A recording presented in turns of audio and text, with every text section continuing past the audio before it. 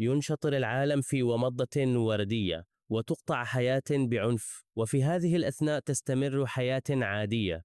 عامل توصيل يهرع صاعدا سلما قذرا مطارد ومذعور. شخصية غامضة تهرب عبر الغابة.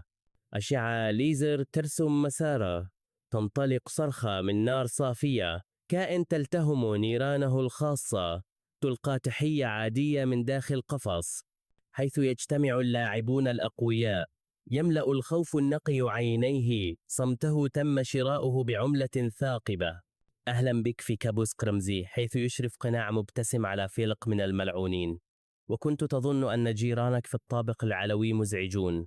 يسحب عامل التوصيل إلى فراغ ممر لا نهائي من الأطراف الشاحبة المتشبثة.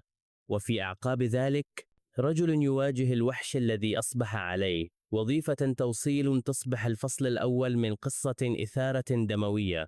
فتى مذعور يزج به في مغامرة فوضوية من قبل شخص غريب غامض.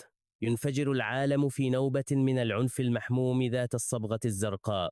أهلا بك في الجيانغهو، عالم وحشي من المقاتلين والمخلوقات الغريبة. طاقم من المحاربين الغرباء والقاتلين يتفقدون آثار المعركة. يدور عقل الفتى بسرعة، خائفا من أنهم يقاتلون أشباحا حقيقية. يميل رفيقه إليه بتحذير مخيف، تحذير يكاد يكون هزليا. يلتفت للخلف ليرى شخصيتين غامضتين أخريين تراقبان من فوق أسطح المنازل.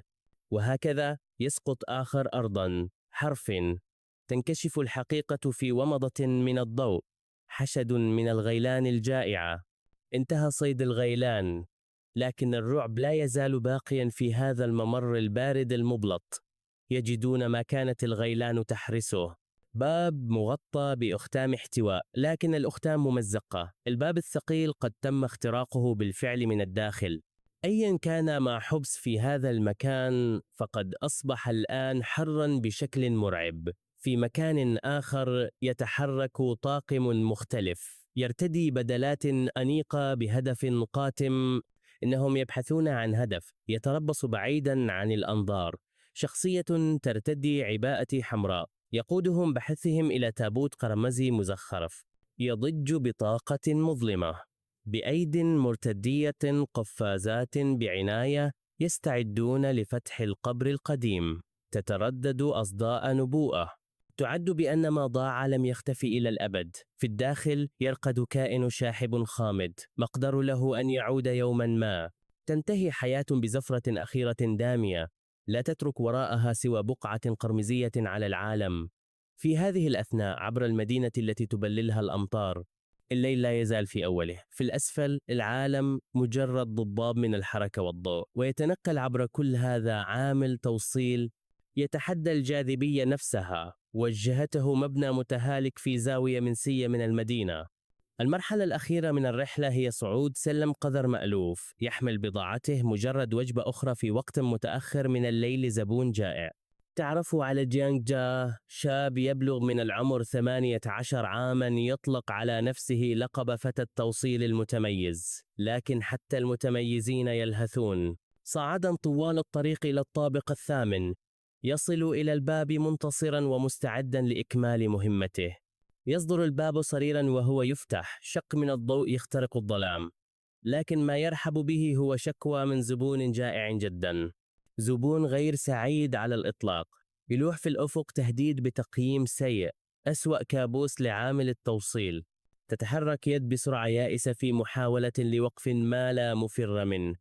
يترافع جيانغ جا عن قضيته. يلوم المطر الغزير على التأخير. ينحني انحناءة عميقة مقدما الإطراءات، ويعد بحلوى مجانية في المرة القادمة. عيناه متسعتان من الذعر، متوسلا القليل من الرحمة. وأخيرا يلين الزبون ويتنفس فتان الصعداء. هو يعلم أن الشخص المتميز يمكنه أن يخضع عندما يستدعي الموقف ذلك. يغادر وهو يتذمر للمرة الأخيرة، ليتم استدعاؤه من جديد من أجل قشة منسية. المدينة ضباب من أضواء النيون والمطر. بينما ينضم إلى سائقي الليل الآخرين، يتنفس الصعداء معتقدا أن عمله قد انتهى أخيرا لهذه الليلة. لكن سائقا زميلا يتوقف بجانبه ويسأله كيف كان يومه. يشرح جيانغ جا لديه طلب أخير يخشاه. المهمة هي نقل زجاجة مياه ضخمتين مقابل بقشيش صغير بشكل مثير للشفقة. العبوات سعة 5 لترات تبدو كالمراسي أكثر من كونها مرطبات، لكن فتان محترف يركض نحو المبنى بحمولته الثقيلة. يوقفه رجل عند المدخل يسأله عن وجهته. يكشف الإيصال عن الرعب الأخير. شقة 1801 الطابق 18. يصرخ جانغ جا أنه سيعود حالا مندفعا في الليلة الماطرة، لكن الرجل عند المدخل يبدو قلقا متذكرا الوجهة. شقة 1801. ينظر إلى المبنى السكني الشاهق. شعور بالرهبة يغمره. داخل المصعد يضغط إصبع بثقة على زر الطابق 18. يتكئ جيانغ جا على الحائط منهكا ولا يريد سوى إنهاء هذا العمل، لكن نظرة فاحصة على الإيصال تكشف عن خطأ فادح. العنوان هو للطابق 16. إنه متعب جدا لدرجة أنه لم يلاحظ.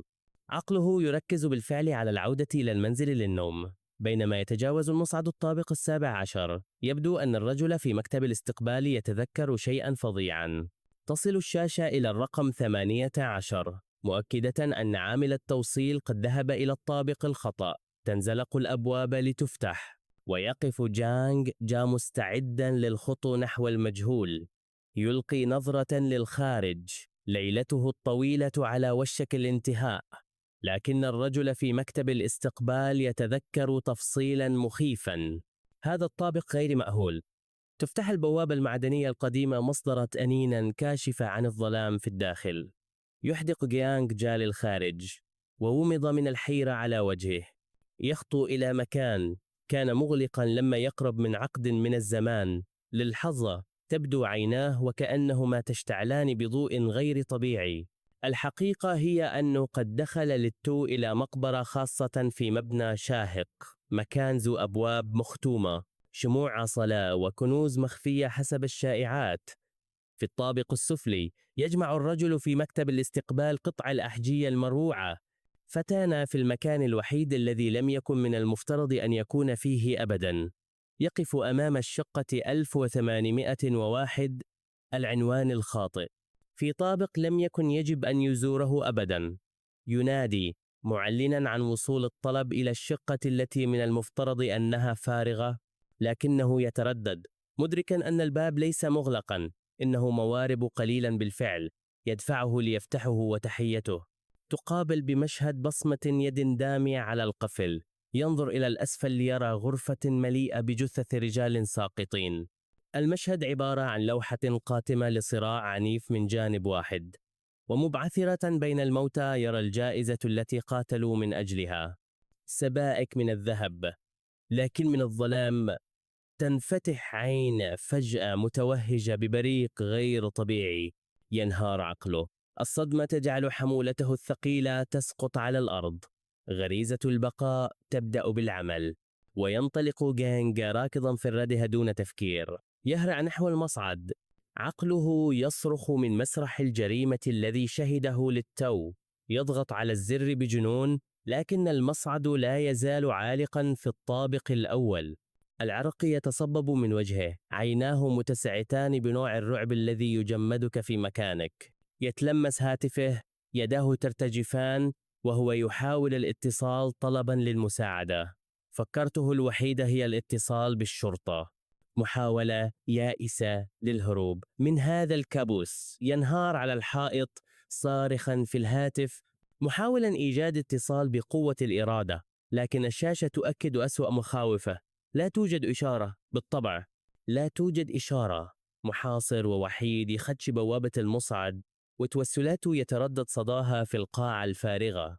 يتحول صوته إلى همس يائس، صلاة لكي ينقذه أي شخص. ولكن بعد ذلك تأتي سعلة خافتة من الغرفة، ويدرك أن شخصا ما لا يزال على قيد الحياة هناك. يدور عقل جيانغ جا بسرعة، عالقا بين الرعب الخالص وومض من الضمير. صوت ضعيف يهمس من الظلام، نداء يائس للمساعدة.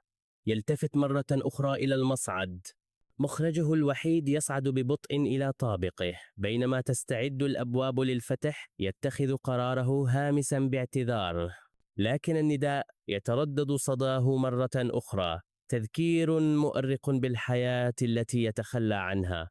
يتلوى وجهه بالذنب، ثقل جبنه يسحقه. تنزلق أبواب المصعد لتفتح، مقدمة طريقا إلى الأمان. لا يستطيع أن يجبر نفسه على اتخاذه. في موجة من الأدرينالين يتخذ قرارا جديدا أكثر بطولة. يركض عائدا في الردهة، متجها نحو الخطر الذي فر منه للتو. يقف جيانغ جا على العتبة مرة أخرى، مستعدا لمواجهة كل ما يكمن في الداخل. يخطو عائدا إلى المذبحة، شجاعته في صراع مع منطقه السليم. تضيق عيناه بعزيمة جديدة، والعرق يتصبب على جبينه. يتقدم أعمق في الغرفة، يمر بجانب الكنز ذاته الذي مات هؤلاء الرجال من أجله.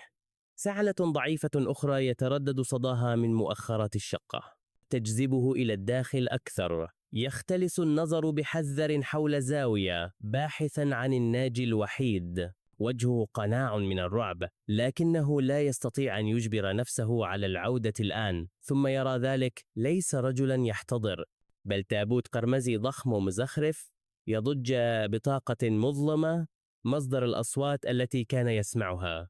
عقله يكافح لاستيعاب ما يراه. تابوت في شقة مهجورة، بالتأكيد لملة، بيدين مرتعشتين، ينحني فوق الحافة، محدقا في الهاوية. تمتد يد شاحبة من الظلام. نداء يائس وحيد يتردد صداه من الداخل. تتسع عين جانغ جا في رعب محض، عاكسة الهاوية القرمزية للتابوت. يتشظى عقله، لا يرى صندوقا بل بحرا جهنميا من الملعونين يمتدون نحوه. يصرخ متراجعا للخلف، بينما تنهار حقيقة الموقف عليه أخيرا. تختفي كل أفكار البطولة، ويعود للركض من أجل حياته عبر الشقة المظلمة. لكن هروبه يقطع بواسطة مجموعة جديدة من الرجال ذوي الملامح الجادة جدا. يشير الزعيم الذي يرتدي بدلة بوضوح، معتقدا أن بطلنا لديه فكرة عما يحدث. يحاول تشانغ جا بيأس أن يشرح الموقف. يصر على أنه هنا فقط لتوصيل وجبات آخر الليل، وأنه لا يعرف شيئا، وأنه ببساطة تعثر في هذا المشهد الدموي. في يأس يشير مرة أخرى نحو التابوت، وهو يهادي عن صرخة طفل يطلب المساعدة، ويعلن بعزم أنه أتى إلى هنا لإنقاذ صديقه. لكن فجأة أمسك به رجل يرتدي الأسود وكمم فمه. اتسعت عين الشاب رعبا، بينما تلاشت قوته، وتردد صدى طقطقة حادة في عموده الفقري. تم توجيه الضربة القاضية، انهار جسده بلا حياة عند أقدام العدو البارد. حدق القاتل بدم بارد بوجه خال من التعابير، وضغط حذاء أسود على صدره، وتناثر الدم في كل مكان. سحق الرجل حنجرته تحت قدمه، حارما إياه حتى من أنفاسه الأخيرة. استلقى الشاب في بركة من الدماء. انزلقت يده بعجز، ومن جيبه سقطت سبيكة ذهب ملطخة بالدم. ظل وجه الشاب جامدا، وكأن الحياة قد فارقته. أمر أحد الأشرار بتنظيف المكان، فأطاع الآخرون. أبلغ رجل يرتدي بدلة عبر الهاتف إنه وجد ما كان يبحث عنه. في ضوء الكشاف ظهر تابوت أحمر غامض، بقي على الأرض أثر من الدماء وسلاح ملطخ. بدأ رجال يرتدون قفازات في تجهيز الجثة للتخلص منها. فجأة فتح الشاب بعينيه وشتم بضعف. أدرك أنه لا يستطيع الشعور بجسده. سحبه الرجال ذو الرداء الأسود نحو كيس، وكأنه ميت، لكنه استعاد وعيها وهمس. انتظروا بينما كان السحاب يغلق عليه، لكن الرجال ذوي البدل لا يستمعون. يعود عقله بلمحة إلى لحظة مذلة أخرى. يتذكر العيون المتعبة التي كانت تحدق به من المرآة كل صباح. يرى الذهب المغمور بالدم الذي حسم مصيره هذه الليلة. يتذكر الكفاح الذي لا ينتهي، وهو يدفع نفسه تحت المطر الغزير، والتوصيلة الشاقة التي أوصلته إلى هذا المبنى بالذات. في الحاضر يد مرتدية قفازا تغلق ببطء سحاب سترة سوداء. يبدو أن المقولة المبتذلة القديمة صحيحة. حياته تمر أمام عينيه، عالمه يتحطم إلى 1000 ذكرى مكسورة، حياة كاملة من الركض والسقوط والنهوض مرة أخرى، كلها تنتهي بصورة بسيطة منسية من طفولة بعيدة، صورة بهتة تعكس ذكرى عائلة، حياة بالكاد يتذكرها، لكن ذلك الماضي يتحطم تاركا وراءه فقط شظايا فتى ضائع في الظلام. ينجرف وعيه بعيدا، استسلام أخير هادئ للنهاية، ثم تفتح عيناه متوهجة الآن بغرابة. بضوء أزرق مستحيل، يجد نفسه واقفا في فراغ أسود مشوشا تماما، يصرخ عقله بالأسئلة محاولا استيعاب ما حدث له.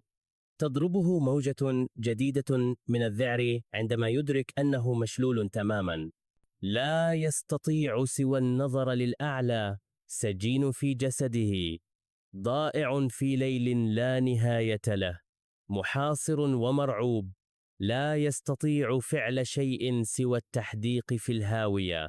ينظر للأسفل ليجد نفسه حافي القدمين، منعطف غريب آخر في هذا الكابوس الحي، تتعمق صدمته. بينما تنجرف يد شاحبة إلى مجال رؤيته، يدرك أنه ليس وحيدا في الفراغ، بل محاط بأطراف شاحبة لا حصر لها، غابة صامتة لا نهاية لها من الأرجل المنفصلة تمتد في الظلام. يبدو أن هذا الحشد المستحيل يتكاثر، تضغط عليه من كل جانب. تنسحب الكاميرا للوراء لتظهر جيانغ جا كشخصية ضئيلة في هذا المشهد الغريب. يكافح عقله لاستيعاب المشهد السريالي المرعب أمامه، إنه محاصر في كابوس يسكنه الأقدام بالكامل. الوضع يزداد غرابة، يظهر وجود جديد، يد مرتدية قفازا تصدر أمرا واحدا ملحا، يتحول الأمر إلى جوقة. يتردد صداه من فيلق الشخصيات الشاحبة، يصرخ في رعب وحيرة، مطالبا بمعرفة أي باب يقصدون. يد مرتدية قفازا تطبق عليه، تسحبه أعمق في الكابوس، القبضة كالحديد، تجره نحو مصير مجهول ومصير مرعب. يقاوم وصوته نداء يائس ليتحرر من هذا الجحيم، ثم تشتعل نار في أعماق روحه، تنعكس في عينيه.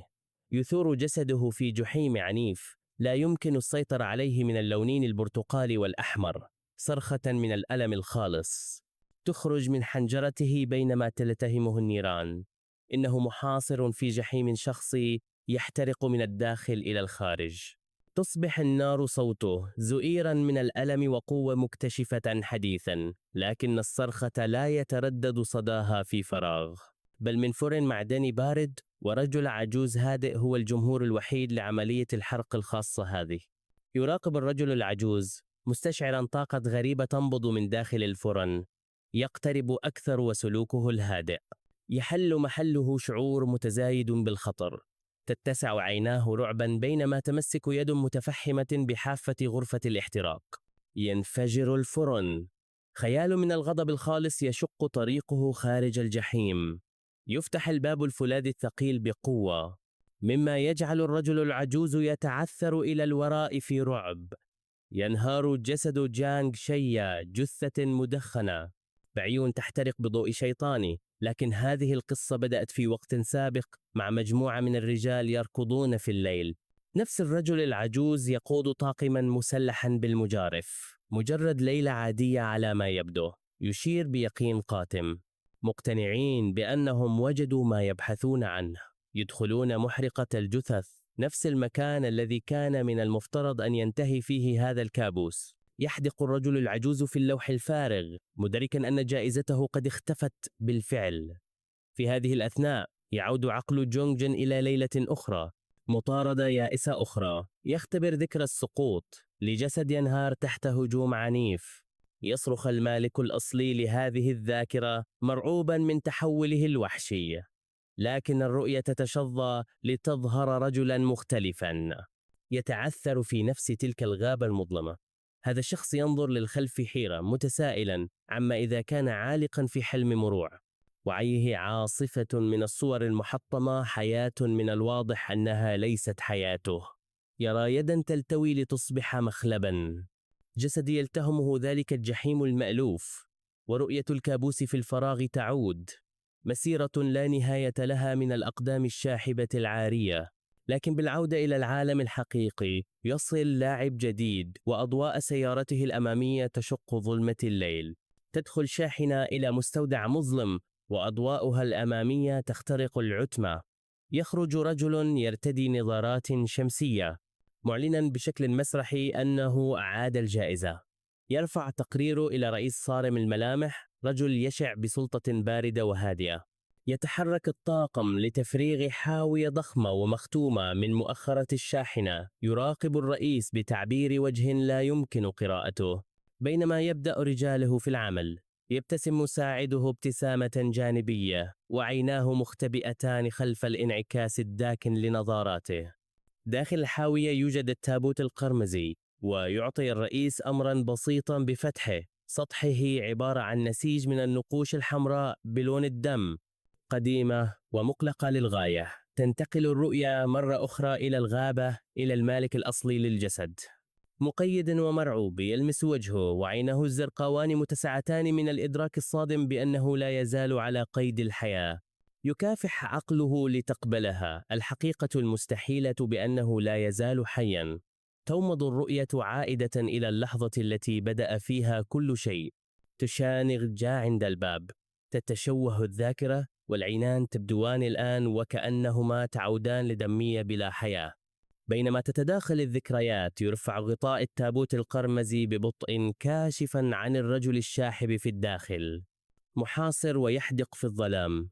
وذلك الأمر المخيف يتردد صداه مرة أخرى من غابة الأطراف الشاحبة.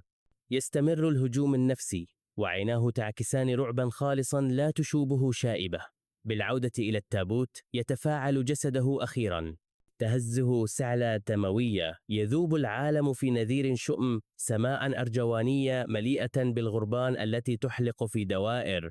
كما تعلم، فقط في حال لم تكن الأمور مشؤومة بما فيه الكفاية. ويراقب كل هذا وهو يتكشف الرجل ذو النظارات الشمسية الحمراء هادئا كعادته. يمعن الرئيس النظر في التابوت الفارغ، مطالبا بمعرفة أين محتوياته. يبدو مساعده مرتبكا، مؤكدا أن هذه هي الجائزة التي كانوا يبحثون عنها، بوابات الجحيم. يحافظ الرجل ذو النظارات الشمسية على هدوئه. يكاد يسخر من قلق رئيسه، لكن صبر الرئيس ينفد وينفجر غضبه في ضباب قرمزي. لا يستطيع أن يصدق أن المعلومات كانت خاطئة إلى هذا الحد، وأن بوابات الجحيم الأسطورية كانت مجرد تابوت. تعود الرؤية إلى الغابة، إلى اللحظات الأخيرة للمالك الأصلي لهذا الجسد. تغوص ذاكرته في هاوية مظلمة، وكلمات بوابات الجحيم يتردد صداها في الفراغ. تترك الذاكرة وراءها أثر قدم دموي واحد علامة على مروره. يتعثر عبر الغابة، تاركا أثرا من الدماء على التراب الشاحب. وكل هذه الذكريات المجزأة تعود إلى مكان واحد، الوحدة 1801. تومض الذاكرة إلى نصل تم سحبه في خضم صراع دموي. بالعودة إلى المستودع، الرجال ذوي البدل يرفعون غطاء التابوت القرمزي بحذر. نصل يشق الظلام، ذكرى لضربة قاتلة. يحث أحد الرجال الآخرين على الإسراع، نافذ الصبر لرؤية جائزتهم، لكن سائلا أحمر داكنا يبدأ في التسرب من التابوت. يتجمع على الأرض. يرفع أحد أفراد الطاقم رأسه، ويتحول تركيزه من الجهد إلى القلق المتزايد. تنتشر البقعة القرمزية، نذير شؤم لما هم على وشك اكتشافه. تتجمع بجوار بصمة يد دموية. شبح العنف الذي حدث بالفعل. ونعود بلمحة إلى ذلك العنف، حيث يتعثر رجلان مصابان عبر الوحدة 1801. أحدهما يلهث طلبا للهواء، وحياته تتلاشى وسط الذهب المتناثر. تعود الذاكرة إلى الرجال ذوي البدل، واقفين في هدوء ما قبل العاصفة، وفجأة كمين وحشي يخليهم يتراكضون في حالة من الذعر الدموي. هدوءهم الاحترافي يتلاشى ويتحول لصراخ من الألم والرعب الخالص. وواحد من الناجين يحاول يهرب، يتوسل عشان حياته من الوحش اللي وراه، وصرخته اليائسة الأخيرة يتردد صداها في ظلام الشقة. بعد فترة يوصل لاعب جديد، يديه ملفوفة ومستعدة للقتال، ويغمس إصبعه في الدم اللي باقي. يتذوق طعم العنف الكئيب اللي حصل، ويأكد أن هذا هو المكان. ملاحظا إن شخصا ما كان لطيفا بما فيه الكفاية عشان ينظف الفوضى. الرجل اللي لابس نظارات شمسية حمراء يبدأ تحقيقه الخاص الأكثر هدوءا وينحني للأسفل، يبحث عن أي أثر للي صار بجد في الوحدة 1801 ويرفع إبرة طرفها ملطخ بالدم. تركيزه الآن على إيجاد الشيء المفقود، والعالم يصير ضبابيا بينما شخص ما يركض بسرعة جنونية في الغابة المظلمة. وهذا الشخص هو تشانغ جا، يركض عشان حياة ما كان يعرف حتى أنه يمتلكها، تاركا وراه آثار أقدام دموية. تذكير صارخ بهروبه المستحيل، وعقله يدور وهو يتساءل إذا كانت الأهوال اللي شافها مجرد هلوسة. لكن صوت في الظلام يرجعه للحاضر المرعب، يلتفت وراه ويشوف الرجل العجوز من المحرقة يقود فرقة بحث، والرجال يتذمرون، وواحد منهم يلوم العجوز لأنه ما تأكد إذا كانت الجثة ميتة بجد. العجوز ليصر إن المهمة تمت، ويدعي إن رقبة الولد كانت مكسورة أصلا، تعرفون، مجرد خلاف بسيط في مكان العمل. لكن عيون تشانغ جا تحكي قصة مختلفة، تشتعل بحياة ترفض الانطفاء، وفرقة البحث تتعمق أكثر في الغابة. كشافاتهم تشق الظلام، وعقل تشانغ جا يسترجع ذكرى، وكلمة عميل يتردد صداها بمعنى جديد ومشؤوم.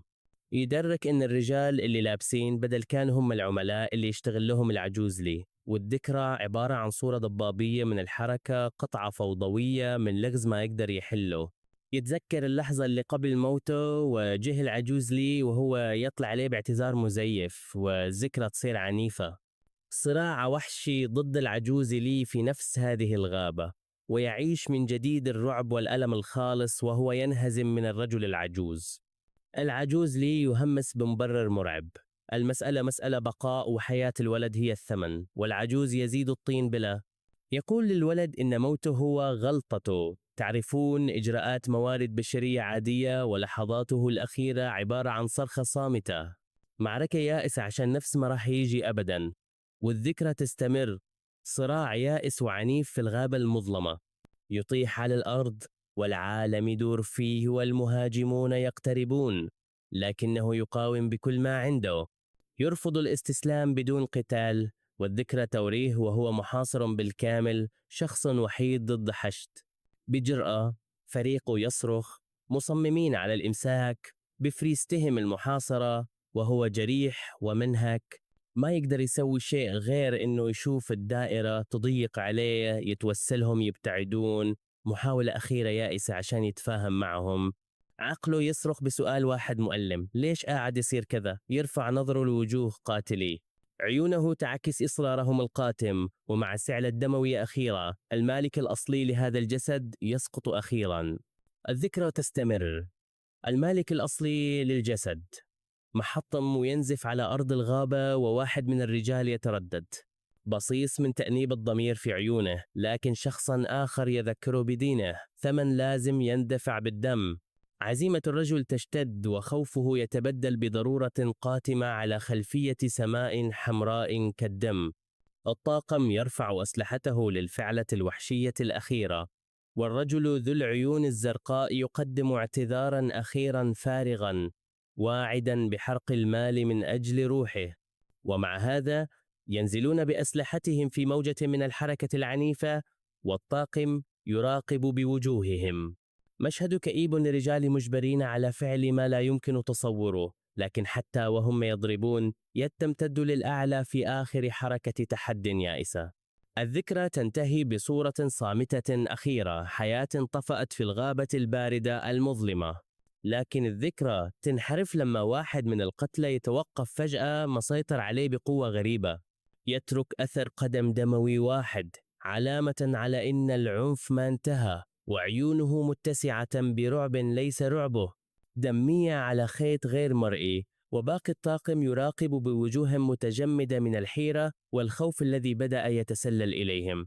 ثم في ومضة حمراء واحد منهم ينقلب على ربعه في هجوم وحشي وغير متوقع، والعجوز لما يقدر يسوي شيء غير إنه يراقب برعب. بينما رجاله يبدؤون يمزقون بعضهم البعض، الغابة تنفجر في سيمفونية من الصراخ، والطاقم ينجرف للجنون. توسلات قائدهم تضيع في الفوضى، محاولة يائسة لاستعادة السيطرة. راحت عليك يا موظف الشهر. لكن صوتا هادئا يخترق الضجة، همسة مرعبة خلفه مباشرة ويلتفت ليرى عينا تشتعل بكراهية. من الواضح أنها عادت من القبر، والذكرى تستمر. الرجل الذي بعث من جديد، واقفا كمركز هادئ للعاصفة، يفرد ذراعيه على وسعهما مثل قائد أوركسترا يدير انتقامه الدموي. واحد من القتلى يصرخ: جسد لم يعد ملكه، مجرد دمية في عرض الرعب هذا. أرضية الغابة تصير لوحة من العنف ذي الصبغة الزرقاء والألم الخالص، والرؤية تتلاشى تاركة تشانق راكعا على التراب محاطا بالآثار الدموية. ينهار تحت وطأة الذكريات، رجل ميت تسحق عقله، ألمه يردده صدى ذكرى أخرى توسل يائس من داخل التابوت القرمزي، والذاكرتان تندمجان لتكشفا عن نفس الرجل ذي العيون الزرقاء، محاصر ويتوسل طلبا للمساعدة. يمسك وجهه، والحقيقة المستحيلة تنعكس في تلك العين المتوهجة. وأخيرا نرى وجه الساكن الأصلي للتابوت، كائن ببشرة شاحبة وأسرار غامضة. الرجل الذي بعث من جديد يركع، المركز الهادئ لانتقامه الدموي الخاص. ينهض، شخصية هيكلية يغذيها غضب حارق مستحيل، وعيونه تتوهج بضوء أزرق مرعب. شبح عاد إلى عالم الأحياء، والذكرى تذوب في صورة رمزية لسمكة كوي سوداء تسبح في الظلام، وأثره الدموي يقود من الغابة مباشرة إلى المبنى السكني، رابطا المجزرة. باللحظة التي وجد فيها تشانغ جاء التابوت القرمزي، ومن أعماقه ذكرى ذلك التوسل اليائس أصبحت مفهومة أخيرا. العالم يصير سجنا مشوها يرى من خلال عين زرقاء واحدة محاصرة بصيص من الوعي في الهاوية. روح ترفض أن تحتوى، والرؤية تنتهي بنذير غريب، إبرتان متقاطعتان تختمان مصيرا مظلما. الرؤية تنتقل مرة أخرى إلى زوج من العيون الداكنة الهادئة تحدق في الفراغ، ويرون أرشيفا مظلما لا نهاية له، مكان تخزن فيه الأرواح وتنسى. وجرس قرمزي يدق مستدعيا ذكرى طقس مظلم ودموي، والهدوء يتكسر وتحل محله الدموع ورعب فجر جديد لا مفر منه. ويد شاحبة مقيدة، جلدها موسوم برموز غامضة، ورونية دموية. الجسد لوحة لطقس قديم لا يوصف، أقدامهم مقيدة محاصرون في مركز هذا الطقس الشيطاني. دائرة من الدم، وضوء الشموع تحبسهم داخل سجنهم، والجدران مغطاة بالتمائم تهدف لاحتواء أي شيء بالداخل. والسجين يشد قيوده، وصرخة صامتة مرسومة على وجهه.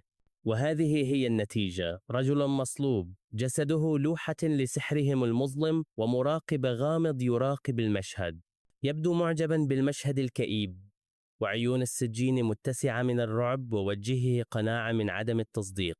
الرؤية تتحول إلى لعبة ماجونغ واد لا يمكن وصفها إلا بالمعجزة، ونرى اللاعبين طاقم غريب مجتمع للعبة في هذا المكان المظلم، والرجل بالنظارات الشمسية الوردية يراقب بثقة باردة ومقلقة.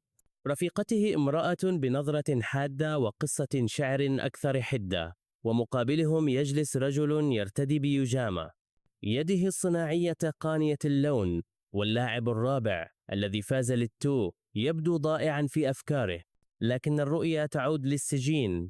لحيته سلسلة من العملات القديمة الملعونة، يا له من ثمن باهظ. الرجل بالنظارات الوردية يراقب السجين وهو يكافح، وتوسلاته المكتومة تضيع خلف لحية العملات. يبدو أنه أدرك شيئا فجأة، شرار فكرة في هذا المشهد الكئيب، ومع اعتذار غير مبال يمشي نحوه، وينزع كمامة العملات من وجه السجين. والسجين يختنق، فمه مليء بما يشبه مئات الحبيبات الصغيرة البيضاء، ويبصقها في سيل مقزز فيضان من أي شيء أجبروه على أكله. الرجل بالبيجامة يشرح بهدوء أنه مجرد أرز لزج، جزء من طقوس تطهير، تعرفون، علاج سبن عادي. لكن وجه السجين قناع من العرق والرعب. من الواضح أنه لا يشعر بأي تطهير، رؤيته تتشقق، وعقله يصرخ في حالة من الذعر. بينما يتوسل ببراءته لآسريه، ينظر للأسفل برعب إلى الرونية الدموية التي تغطي جلده.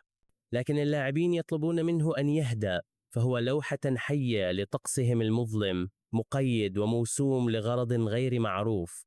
المرأة ذات قصة الشعر الحادة تقدم تهديدا مرعبا يكاد يكون هزليا، نظرتها باردة وحادة، واعدة بعالم من الألم، والسجين لا يستطيع إلا أن يحدق بها، عقله محطم تماما من هذه المحنة.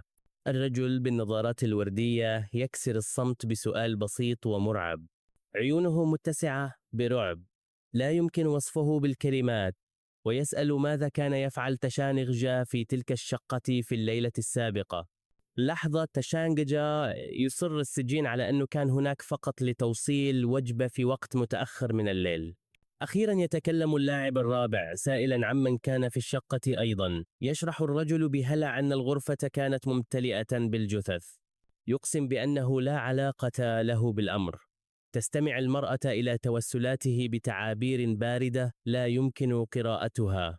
يواصل قصته وعيناه متسعتان من ذكرى ما وجده. يخبرهم عن التابوت القرمزي المزخرف الذي كان يضج بطاقة مظلمة. يتلعثم قائلا إنه بداخل ذلك التابوت كان هناك طفل يصرخ طلبا للمساعدة. الرجل ذو النظارات الشمسية الوردية يستمع بتعابير لا يمكن قراءتها. يوجه الرجل ذو البيجامة طرفه الاصطناعي القرمزي نحوه في اتهام صامت. يسأل ما إذا كان تشانغجا هو من أخذ التابوت والطفل كليهما. يصرخ تشانغجا ببراءته، مذكرا إياهم بأنهم هم من قتلوه. تكشف المرأة عن هوية الرجال الذين كانوا في الغابة. كانوا جميعا موظفين في دار الجنازات المحلية، طاقم يعمل سرا في التخلص غير القانوني من الجثث كما تعلم لكسب بعض المال الإضافي. تشرح أنهم فريق التنظيف المعتمد لدى عصابات المافيا المحلية، وتكشف أن الرجال ذوي البدل من الشقة كانوا هم المافيا الحقيقية. يسأل الرجل ذو اليد القرمزية كيف تمكن عامل توصيل من إغضابهم. تستنتج المرأة أن المافيا أخذت التابوت، ولا يسعى تشانغجا إلا أن يخمن أن هذا ما حدث. لكن اللاعب الرابع الهادئ على الطاولة يعارض بهدوء. يرفع الإبرة من مسرح الجريمة، شارحا أصلها القديم والمستحيل. يفجر الرجل ذو النظارات الوردية مفاجأة من العيار الثقيل. قد يكون عمر الطفل 300 عام. يتساءل من قد يستخرج شيئا كهذا ويخبئه في طابق مهجور. لكن اللاعب الهادئ يصر على أن الحقيقة أكثر تعقيدا من ذلك بكثير. تشانغجا ضائع تماما، وعقله يترنح من محادثتهم الغامضة. يوجه الرجل ذو البيجامة الاتهام إليه مرة أخرى سائلا إياه إن كان هو من أطلق سراحه. تتسع عين تشانغجا وعقله يتشظى تحت وطأ أسئلتهم. توم ذا ذاكرة، أمر واحد يتردد صداه من ظلمة التابوت. يتذكر أنه نظروا إلى الأسفل ورأى يدا تمتد نحوه من الهاوية القرمزية. يكاد يشعر بالعرق على وجهه، ورعب تلك اللحظة يعود إليه ومعه ذلك التوسل اليائس الذي سحبه أعمق في الكابوس. تظهر ذاكرته يديه وهما تقبضان على حافة ذلك الصندوق المشؤوم. لقد كان هو من وقف على العتبة، هو من فتح التابوت، وفي تلك اللحظة توهجت عيناه باللون الأزرق. أعطى إجابة مصيرية واحدة. تنتقل الرؤية إلى الساكن الأصلي للتابوت. قشرة مخيطة ترقد في سبات، وجه شاحب نائم، مصدر كل هذه الفوضى وسفك الدماء. يتذكر أنه انحنى فوق التابوت، عامل توصيل على بوابات الجحيم. توم الذاكرة لإبرة وهي تختم مصير الكائن الخامل. وبعد ذلك انفتحت تلك العيون الزرقاء المستحيلة محدقا من الهاوية. تصدم الرؤية تشانغجا كضربة جسدية، وعيناه متسعتان من الرعب. تعود صورة الإبرتين المتقاطعتين، رمز الختم المكسور. في عقله لم يكن يفتح مجرد صندوق، بل كان يفتح بابا إلى الهلاك. يتردد صدى صراخه في الحاضر، لكن اللاعب الهادئ يبقى هادئا تماما. نظرات الرجل حادة تشرح كل كلمة في قصة تشانغجا. يتهمه الرجل ذو البيجامة بالكذب، لكن لا يسع تشانغجا إلا التوسل ببراءته. لكن اللاعب الهادئ يلتقط ببساطة قطعة لعب.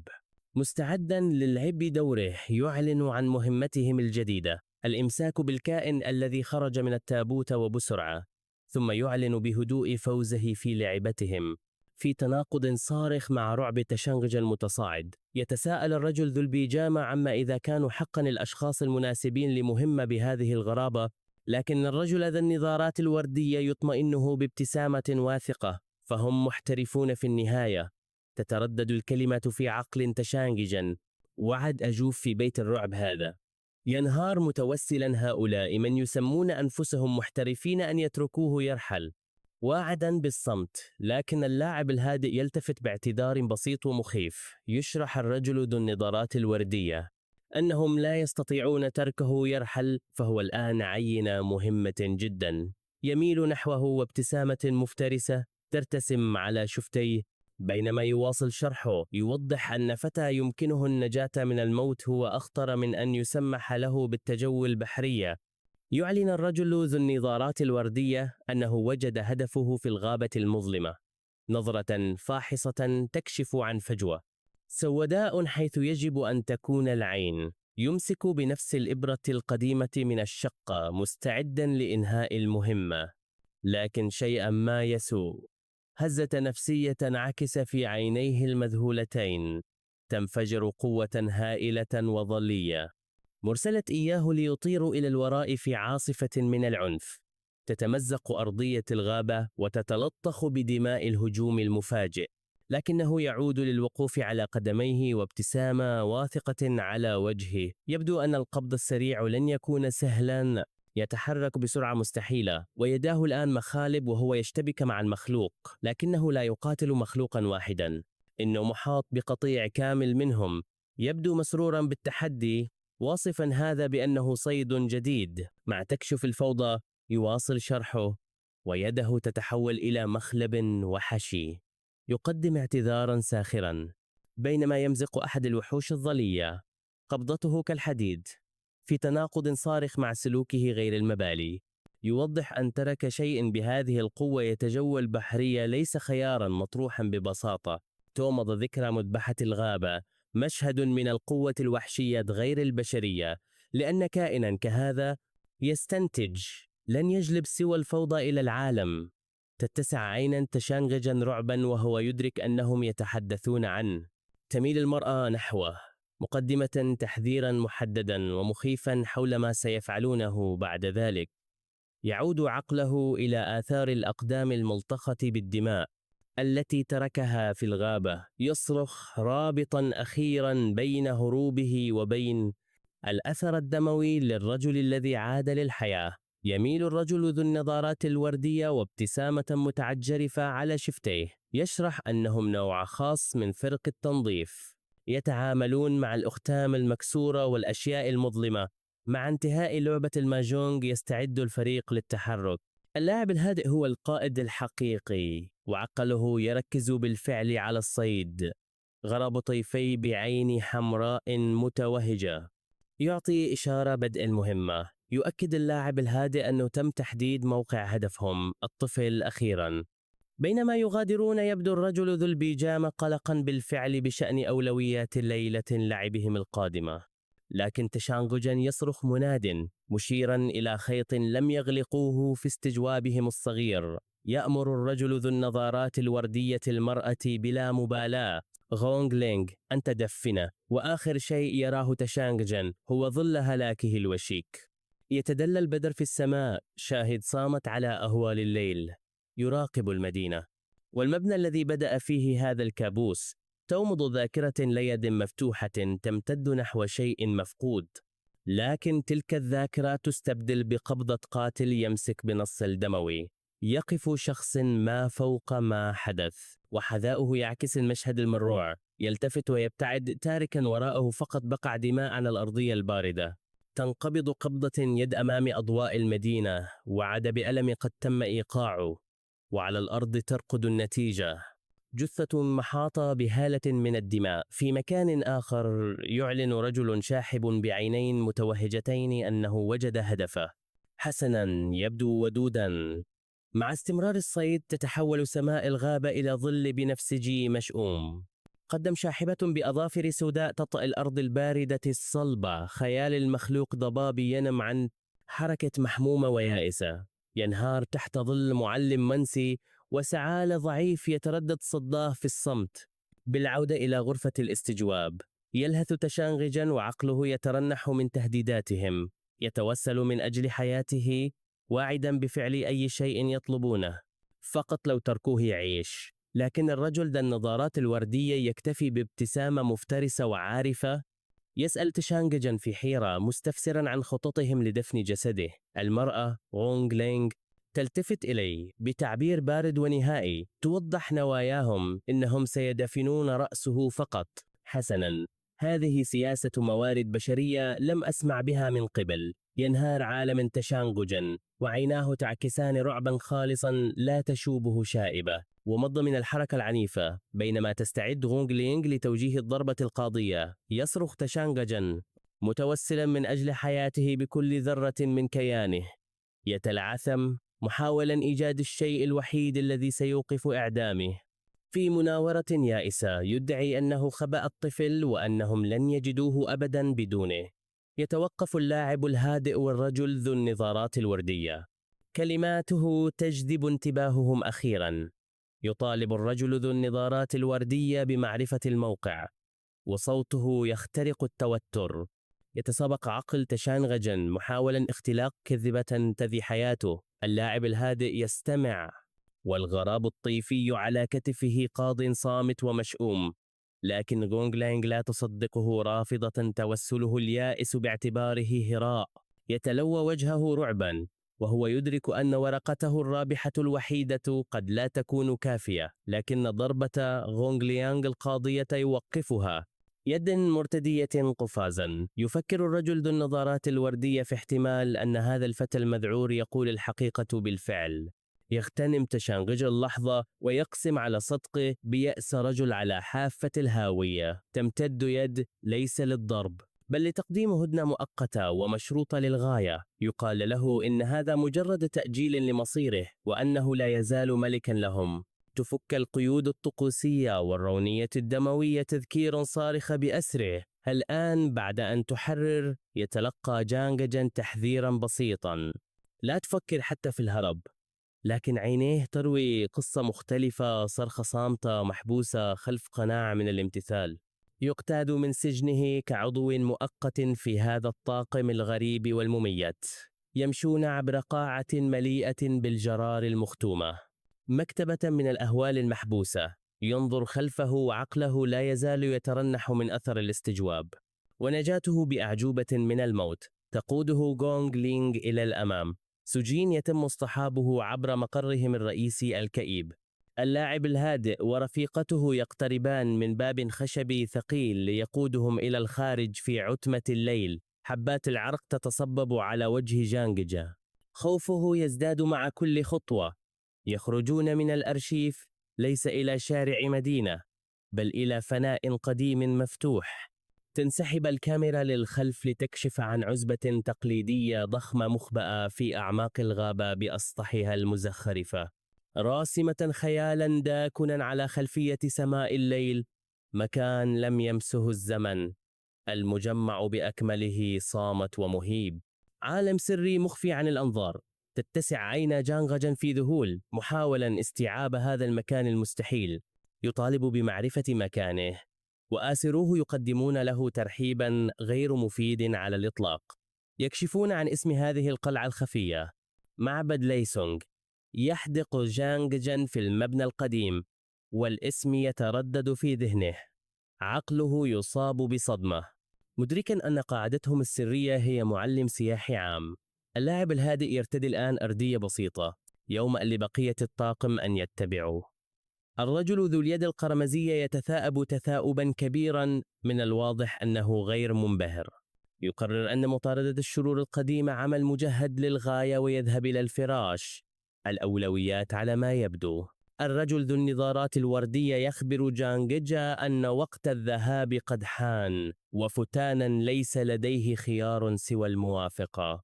ينادى اللاعب الهادئ باسم جديد شياو إي. بينما يستعد لقيادة المهمة يتلقى تعليمات أخيرة. لا تتصرف إلا في حالة الطوارئ الحقيقية. ولكن بينما يخطو جانج خطوة تصرخ غونغ لينغ طالبة منهم التوقف، وعيناها مثبتتان على قدميه. لا يزال مغطى بالرونية الدموية، لكن همه الأكبر هو العثور على بعض الملابس. الطاقم يحدق به في المقابل.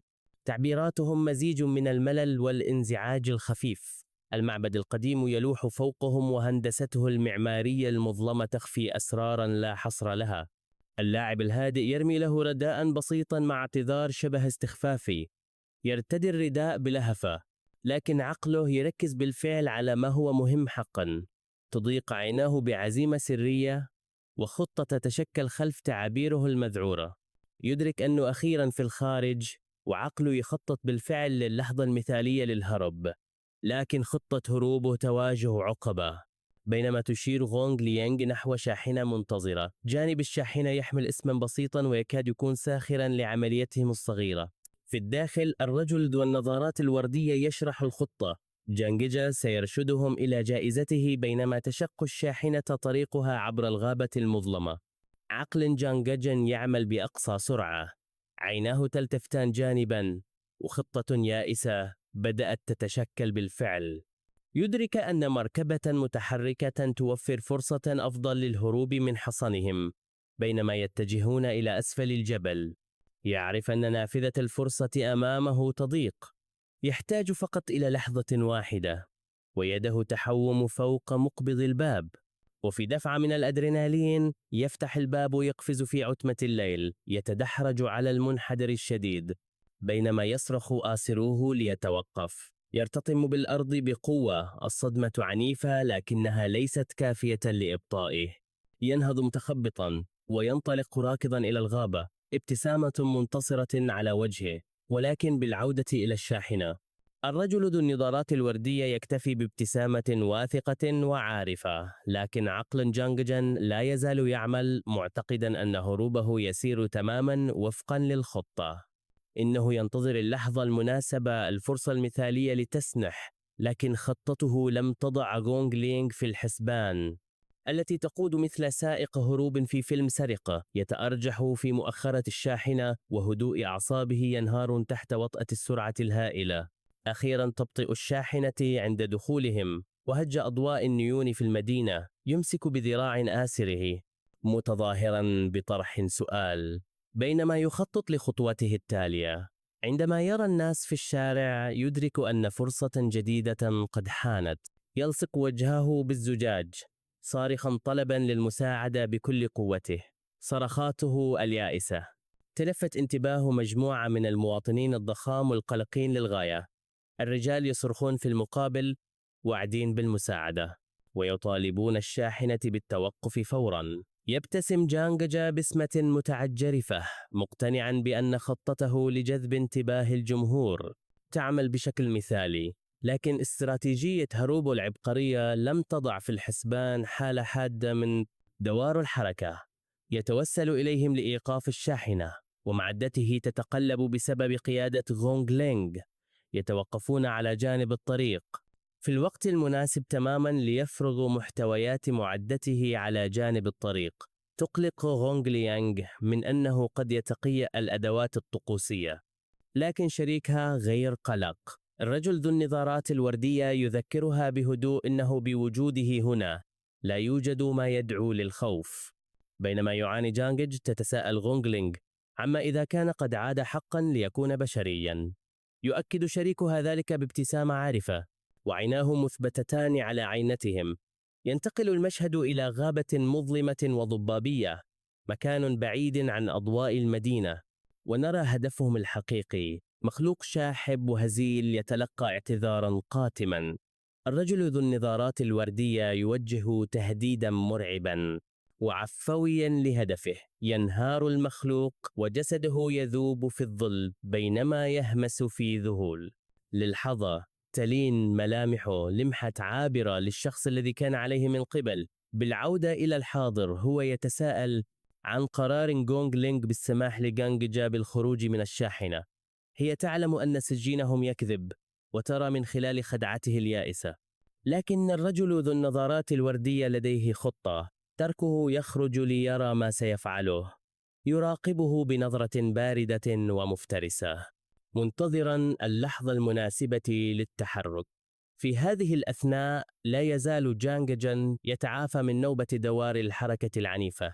آسروه يراقبونه من مسافة، يعطونه مساحة كافية، لكن بطلنا لا يرى هذا كضعف، بل كالفرصة المثالية للهروب. يقرر أن هذه هي لحظته، فرصته الوحيدة للتحرر.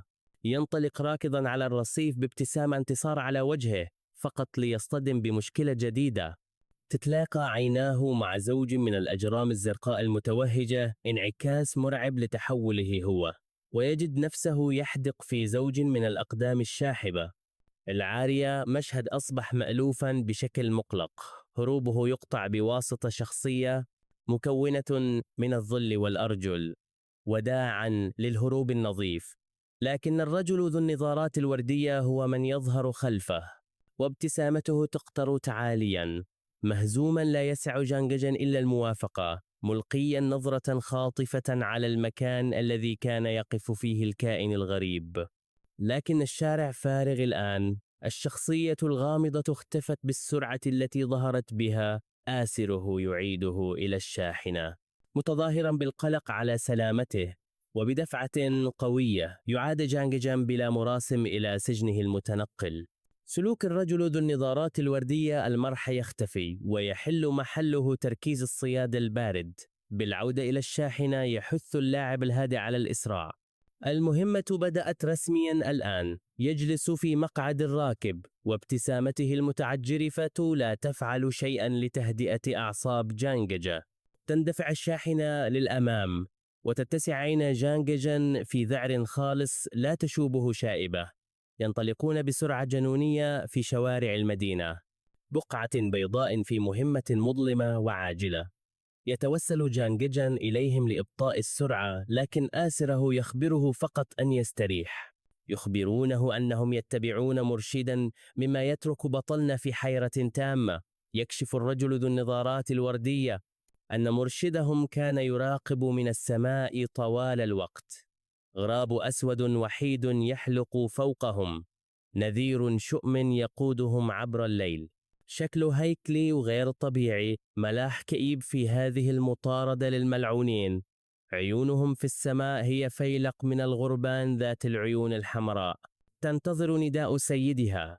بالعودة إلى المعبد يتلقى اللاعب الهادئ شياوي تحديثا من الميدان، يطلب من فريقه تقريرا عن الوضع، راغبا في معرفة ما إذا كانوا قد وجدوا هدفهم. تتوقف الشاحنة أخيرا بانزلاق حاد، مثيرة الغبار على طريق مظلم ومنسي. يترنح جانججن خارجا، وقدميه تضربان الأرض الباردة بينما يقتاد من الشاحنة. المطاردة عالية السرعة تركته حطاما يشعر بالغثيان على الرصيف. آسروه مع ذلك يبدون غير متأثرين على الإطلاق. من الواضح أن خدمة العملاء ليست من أولوياتهم. يصدر شياو يي أوامره بإعادة الهدف بأمان، متلقيا ردا واثقا. وجهتهم هي مكان من الفرح المنسي، مدينة ملاهي مهجورة ومتهالكة.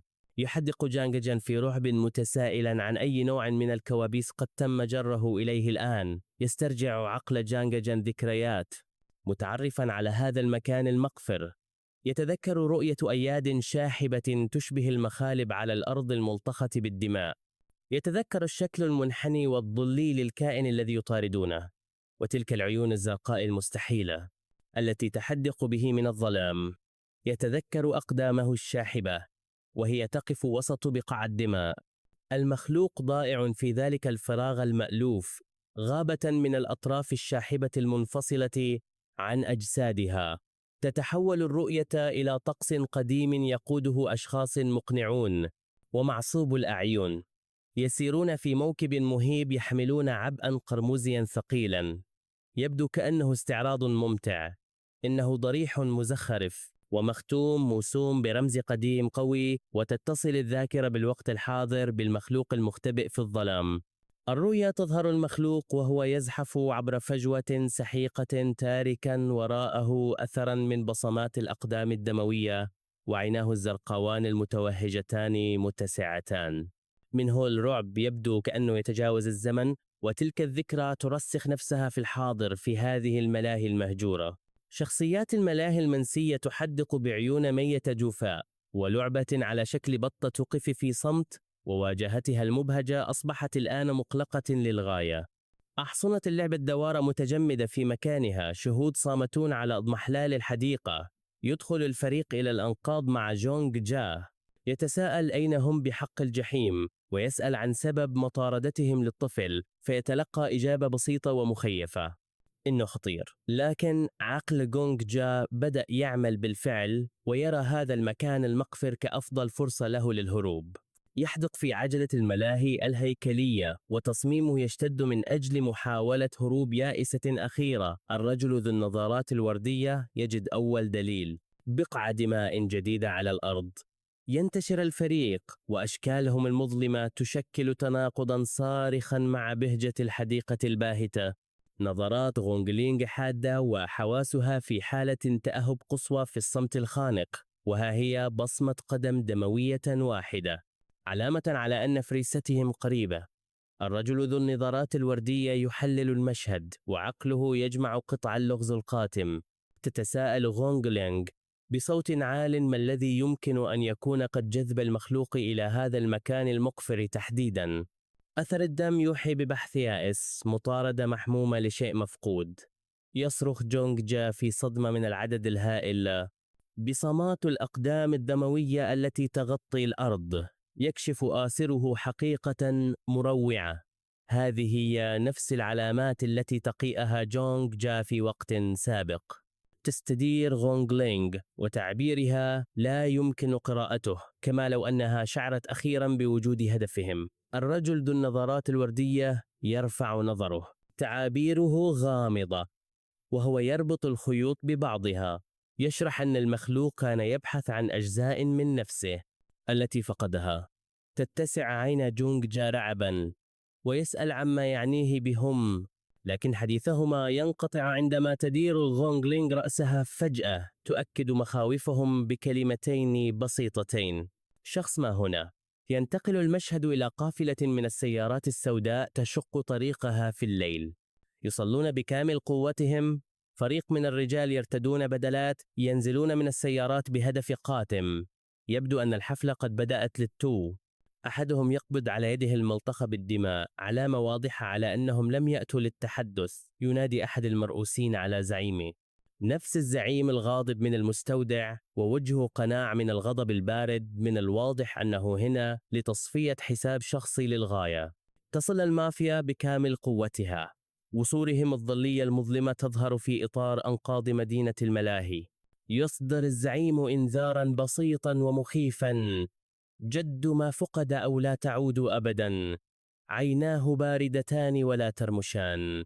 تركيزه مطلق وهو يتفقد المشهد. يراقب رجاله وهم ينتشرون، غير مدركين تماما بأنهم ليسوا الصيادين الوحيدين هنا الليلة. تتوقف الكاميرا على جانب شاحنة فريق التنظيف في إشارة صامتة إلى الصدام الوشيك. يتحرك الرجال بالبدلات بكفاءة وحشية كمد مظلم يجتاح الحديقة. ينتشرون في جميع أنحاء المكان. فرقة بحث منضبطة في مهمة قاتمة. أوامرهم واضحة: دمروا هذا المكان حتى تجدوا ما تبحثون عنه. يذكر المرؤوس فريقه بأن هدفهم طفل، جائزة غريبة لهذه القضية الدموية. يتذمر مدركا أخيرا أن بوابات الجحيم الأسطورية كانت مجرد تابوت بداخله طفل. يا للسخرية من كل هذه الدراما. يمسك زعيم المافيا بتمثال بوذا من اليشم مصليا من أجل الحماية في هذا المكان المدنس. يتم تحذير رجاله ليكونوا حذرين بينما يمسحون المنطقة بمصابيحهم اليدوية، لكنهم ليسوا وحدهم. شخصية جديدة بشعر داكن طويل تقود الطريق. يتحرك بثقة هادئة في تناقض صارخ مع الفريق المتوتر. يلتفت إلى الوراء، ووجهه الشاحب قناعا من البرود والهدوء المثير للقلق. تتقاطع أشعة مصابيحهم مخترقة ظلام الحديقة الخانق. يراقبه الزعيم واثقا من أن هذا المتخصص سيجد ما فقدوه، لكن المتخصص يتوقف فجأة ويسأل الزعيم: ما الخطب؟ يسقط مصباح يدوي على الأرض وشعاعه يضيء مساحة فارغة. الضوء المتروك شهادة صامتة على أن أحدهم قد اختفى. الشعاع المهجور يضيء، بصمة قدم دموية، إجابة قاتمة على سؤالهم. فجأة ينحني المتخصص وجسده يتلوى من أصوات حنجرية متألمة. جسده متصلب، وعاء صامت لصوت من الواضح أنه ليس صوته. يبدأ في الكلام لكن صوته واهن. يرثي حفيدا لم يأت لزيارته أبدا. يصرخ في يأس سائلا إذا كان الصبي الذي رباه يتألم. رجاله في حيرة تامة يتساءلون لماذا يبدو صوت متخصصهم فجأة كجدة ثكلى. يمسك برأسه محاولا تهدئة الطفل غير الموجود هناك. يتلوى وجهه في قناع من الرعب الخالص، معلنا أن الجدة قد عادت. حسنا، هذا محرج.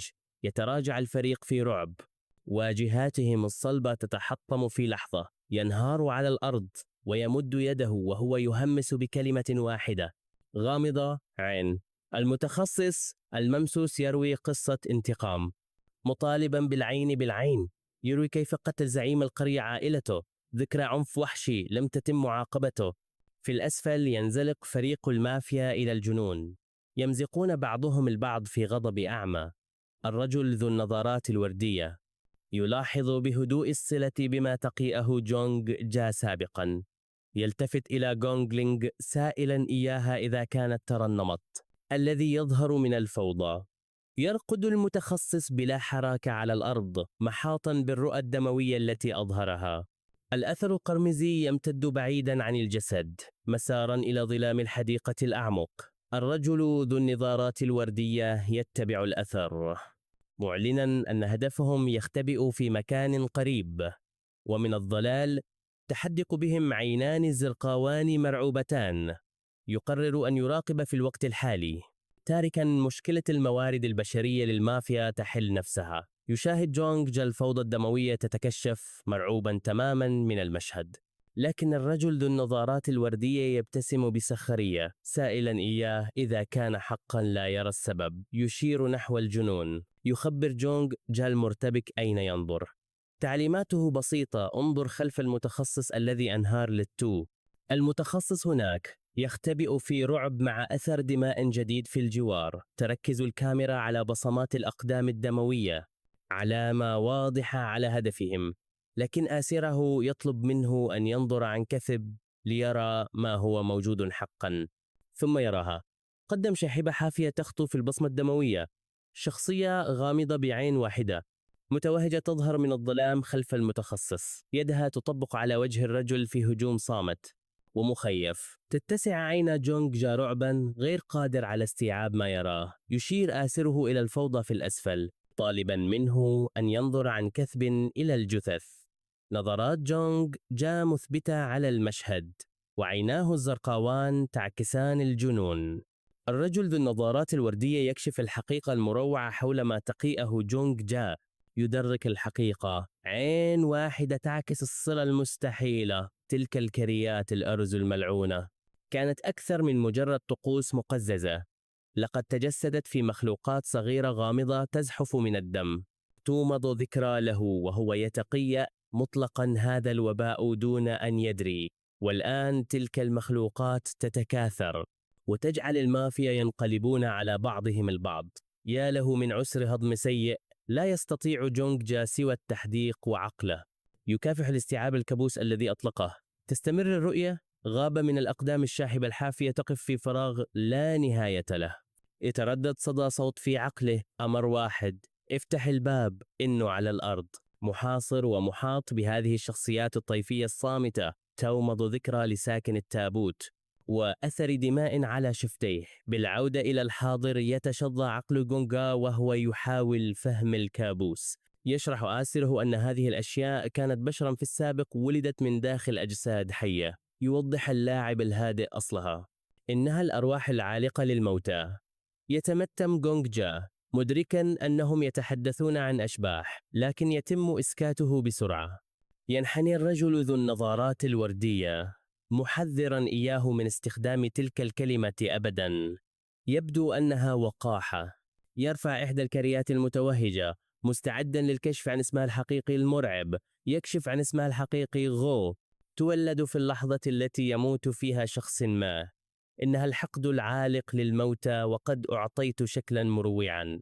تضربه الحقيقة جونغ جا، موجة من الرعب الخالص الذي لا تشوبه شائبة. بابتسامة يجذبه آسره فوق الحافة كطريق مختصر إلى الطابق الأرضي. يصطدمان بالرصيف محطمين هيكلا خشبيا حولهما.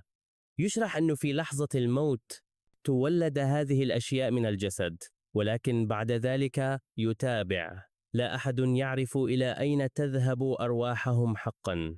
يقدم ابتسامة مخيفة مستمتعا بوضوح بهذا الدرس في اللاهوت المروع. إنها ببساطة تتجول، أرواح ضائعة عالقة بين العوالم تنجذب إلى الحقد. والآن يختتم: لقد انجذبوا جميعا إلى هنا بسبب وجود مألوف. يكشف الحقيقة المروعة الأخيرة: جونغ جا هو الباب لهذه الأرواح. إنه ليس مجرد فتى تم إحياؤه، إنه شيئا آخر تماما. غول تربطه الرؤية بالمخلوق، وجهان لعملة ملعونة واحدة. للحظة يظهر على وجه المخلوق وميض من إنسانيته السابقة، وكل شيء حولهم تلتهم الأرواح المنتقمة، رجال المافيا. ولا يستطيع جيانغ شيئا سوى المشاهدة، بينما يكافح عقله لتقبل هذا الواقع الجديد. تنضم إليهم غونغ ليانغ وسلاحها في وضع الاستعداد، وبينما يشرح شريكها هدفهما تعلن عن نيتها. شق طريق وسط الفوضى، يندفع حشد الممسوسين الأمام كمد من الغضب العنيف الأعمى، وتتحرك بسرعة خاطفة تشق طريقها بين الأرواح بكفاءة وحشية. وينعكس رعب المخلوق في عيني جيانغ شيان نفسه، عيناه المرتعبتان ونظرته الزرقاء المتوهجة مليئة بخوف عميق قديم وإنساني للغاية. تتحول الرؤية إلى سقوط حرب فوضوي، صيادون وطرائد يتساقطون في هوة من الأجساد. وفي هذه الأثناء أحد أفراد المافيا القلائل الناجين يركض مسرعا نحو رئيسه، يصرخ في رعب وهو يحاول بيأس شرح الجنون الذي حدث للتو. يبلغ أن رجاله انقلبوا على بعضهم البعض ممسوسين بقوة غير مرئية، ثم ينهار عند قدم رئيسه. آخر رجل صامد من فرقته، وجهه كناع من العرق وعدم التصديق، ورعب المشهد لا يزال حاضرا في ذهنه. لكن زعيم المافيا لا يحرك ساكنا، وتعبيراته باردة وهو يمسك بمروحة ملطخة بالدماء. يبدو أن أحدهم سيحصل على تقييم أداء سيء. ينظف النصل بهدوء مكررا أمره: جدوا الهدف أو لا تكلفوا أنفسكم عناء العودة. تسقط جثة التابع على الأرض، وتوسله للرحمة يذهب سدا، ولا يستطيع جيانغ شيئا سوى التحديق في رعب. لكن بالنسبة لفريق التنظيف، إنه مجرد يوم ثلاثاء آخر، وفجأة يندفع الرجل ذو النظارات الوردية. تقبض يده على عنق شاحب، ويرفع المخلوق في الهواء بابتسامة منتصرة على وجهه. بينما يعلن عن الإمساك به، يختنق الكائن ويتخبط، وعيناه الزرقاوان متسعتان برعب إنساني للغاية. الرجل ذو النظارات الوردية يراقب بفضول بارد، محللا عينته التي تكافح. يلاحظ الغرز البدائية على جذعه، علامة مألوفة من التابوت، ويطلق المخلوق صرخة صامتة. دموع من الألم والدم تخط وجهه، وتبدأ علامة دوامية داكنة في التكون على جلده كدليل على اللعنة الكامنة بداخله. نظراته مثبتة على آسره، نداء يائس أخير من الهاوية، ووميض من العملات القديمة والدم. ذكرى ثمن دفع منذ زمن بعيد. تتحول الرؤيا إلى طقس مظلم، وإبرة على وشك أن تختم مصيرا مروعا. تشاهد امرأة في رعب، بينما تنفتح عين زرقاء واحدة شاهدة على ولادة لعنة. وفي الحاضر يطلق المخلوق صرخة صامتة، صرخة متألمة من العذاب الخالص تصيبهم جميعا. ردة فعل نفسية، لكن الرجل ذي النظارات الوردية لا يتأثر. تلين نظرة المخلوق، ويحل محل غضبه حزن عميق يفطر القلب. خصلة من الطاقة الخضراء تتسرب من يده، شظية من روحه تتحرر، ويراقب الرجل ذو النظارات الوردية. تعابيره غامضة، وقد اتخذ قراره. يرفع المخلوق المرتخي الآن، مقدما اعتذارا هادئا يكاد يكون لطيفا: حسناً، هذه طريقة لإنهاء صيد الوحوش. تغمض عيناه أخيراً ليجد لحظة من السلام بين ذراعي آسره. يعلن الرجل ذو النظارات الوردية بلا مبالاة عن نجاح المهمة، بينما المخلوق مرتخٍ بين ذراعيه، لكن تعابيره تتغير وتومض لمحة من الجدية خلف قناعه البارد. تستطلع غونغ لينغ ساحة الجثث، لكن تركيزها منصب على هدفهم المفقود جيانغ شيا. ثم نرى بطلنا عيناه متسعتان بموجة جديدة من الرعب. تدخل قدم ضخمة إلى المشهد، وينظر فريق التنظيف للأعلى نحو القادم الجديد. يقف زعيم المافيا فوقهم كظل شاهق، مطالبا بمعرفة من آذى رجاله. الرجل ذو النظارات الوردية وغونغ لينغ لا يتأثران على الإطلاق، ويخبرانه أنه هو من تمادة. يشير الزعيم بإصبعه معلنا أن المخلوق الذي بين ذراعيه ملكية خاصة له، ووجهه قناع من البهجة المقلقة. بينما يتوعد بعقاب أسوأ من الموت، يكتفي الصيادان بالتحديق به، مستعدين لأي شيء قد يفعله هذا الرجل المختل. يتظاهر الرجل ذو النظارات الوردية بالدهشة من الدخول الدرامي لزعيم المافيا، ويقول للرجل الغاضب بسخرية أن لديه الكثير من الأسئلة له كما تعلم بمجرد إزالة الجثث. ثم يقترح بلا مبالاة أن تذهب غونغ ليانغ لمطاردة هدفهم الهارب جيانغ شيا، لكن زعيم المافيا يخيم فوقهم، متوعدا بألا يغادر أحد هذه الليلة. وفي خضم الفوضى يهرب جيانغ شيا راكضا نحو الظلام، ويلقي نظرة خلفه ليدرك بلهفة أنه لا أحد يطارده، فتغمره موجة من الارتياح، ويعتقد أنه أصبح حرا أخيرا. لكن الحديقة لا تزال مسكونة بالأرواح التي أطلقها دون قصد، والأشباح المنتقمة تواصل هياجها. موجة من العنف الأعمى، لكن تركيز جانغ شيا منصب على شيء واحد: الهروب مهما كلف الأمر. يركض عبر الحديقة المقفرة، وصوت حفيف غريب يلفت انتباهه يلتفت خلفه، وتتسع عيناه عند رؤية أقدام شاحبة، أقدام حافية في الظلال. يختلس النظر من زاوية، وقلبه يخفق بقوة في صدره، ويزداد صوت الحفيف علوا. صوت يبدو أن يلاحقه في الظلام، ينطلق راكضا محاولا إقناع نفسه بأنه لا علاقة له بكل هذا، لكن الخوف والإرهاق محفوران على وجهه كشهادة على أهوال الليلة. يتعثر وهو يصرخ رفضه للقب الوحش الجديد الذي أطلقوه عليه، وموجة من التحدي تخترق رعبه. يرفض أن يكون سجينا، لكن تميمة الحديقة المتحللة بدت وكأنها تراقب كل حركة من حركاته. يواصل الركض، شخصية وحيدة تندفع عبر أراضي الحديقة المقفرة، وعيناه متسعتان، ومضة من الإدراك تخترق الرعب. يتوقف أمام البقايا الهيكلية للعبة الأحصنة الدوارة، ويشعر بأن المكان مألوف بشكل مقلق. تحدق به الخيول المرسومة بعيونها المتشققة والجوفاء متجمدة في صرخة صامتة، وفي تلك اللحظة تبدأ الذكريات بالظهور على السطح. كابوس كان قد نسيه منذ زمن طويل، يضربه الإدراك كالصاعقة. حقيقة مروعة واحدة تنعكس في نظرته. تتحطم إحدى الذكريات، رؤية لصبي صغير ووالديه في هذه الحديقة بالذات، شبح زمن أكثر سعادة. يطارد الآن عينيه المرتعبتين، يهمس بالكلمات بصوت عال، مؤكدا أن هذا كان يوما ما مكانا للفرح لا الرعب. وفي مكان آخر في الظلام يردد صوت آخر أفكاره، روح أخرى تتذكر وينهار المخلوق. يسعل دما على الأرض الباردة وهو يهمس مناديا أخاه، وينحني الرجل ذو النظارات الوردية مستعدا لربط الخيوط الأخيرة. يسأل المخلوق عما حدث هنا قبل أن تبدأ كل هذه الفوضى. تنتقل الذاكرة إلى مكان يسمى الجنة الجنوبية، وصوت يطلب من طفل أن يبتسم، وشخصية وحيدة تقف في الماضي متسائلا لماذا كان يجب أن يحدث هذا. وفي الحاضر يسأل جيانغ شيا نفس السؤال، ووجهه قناعا من الرعب. دمعة واحدة تشق طريقها على خده كدليل على صدمة مدفونة، وصوت ينادي اسمه ينتشله من أعماق ذاكرته.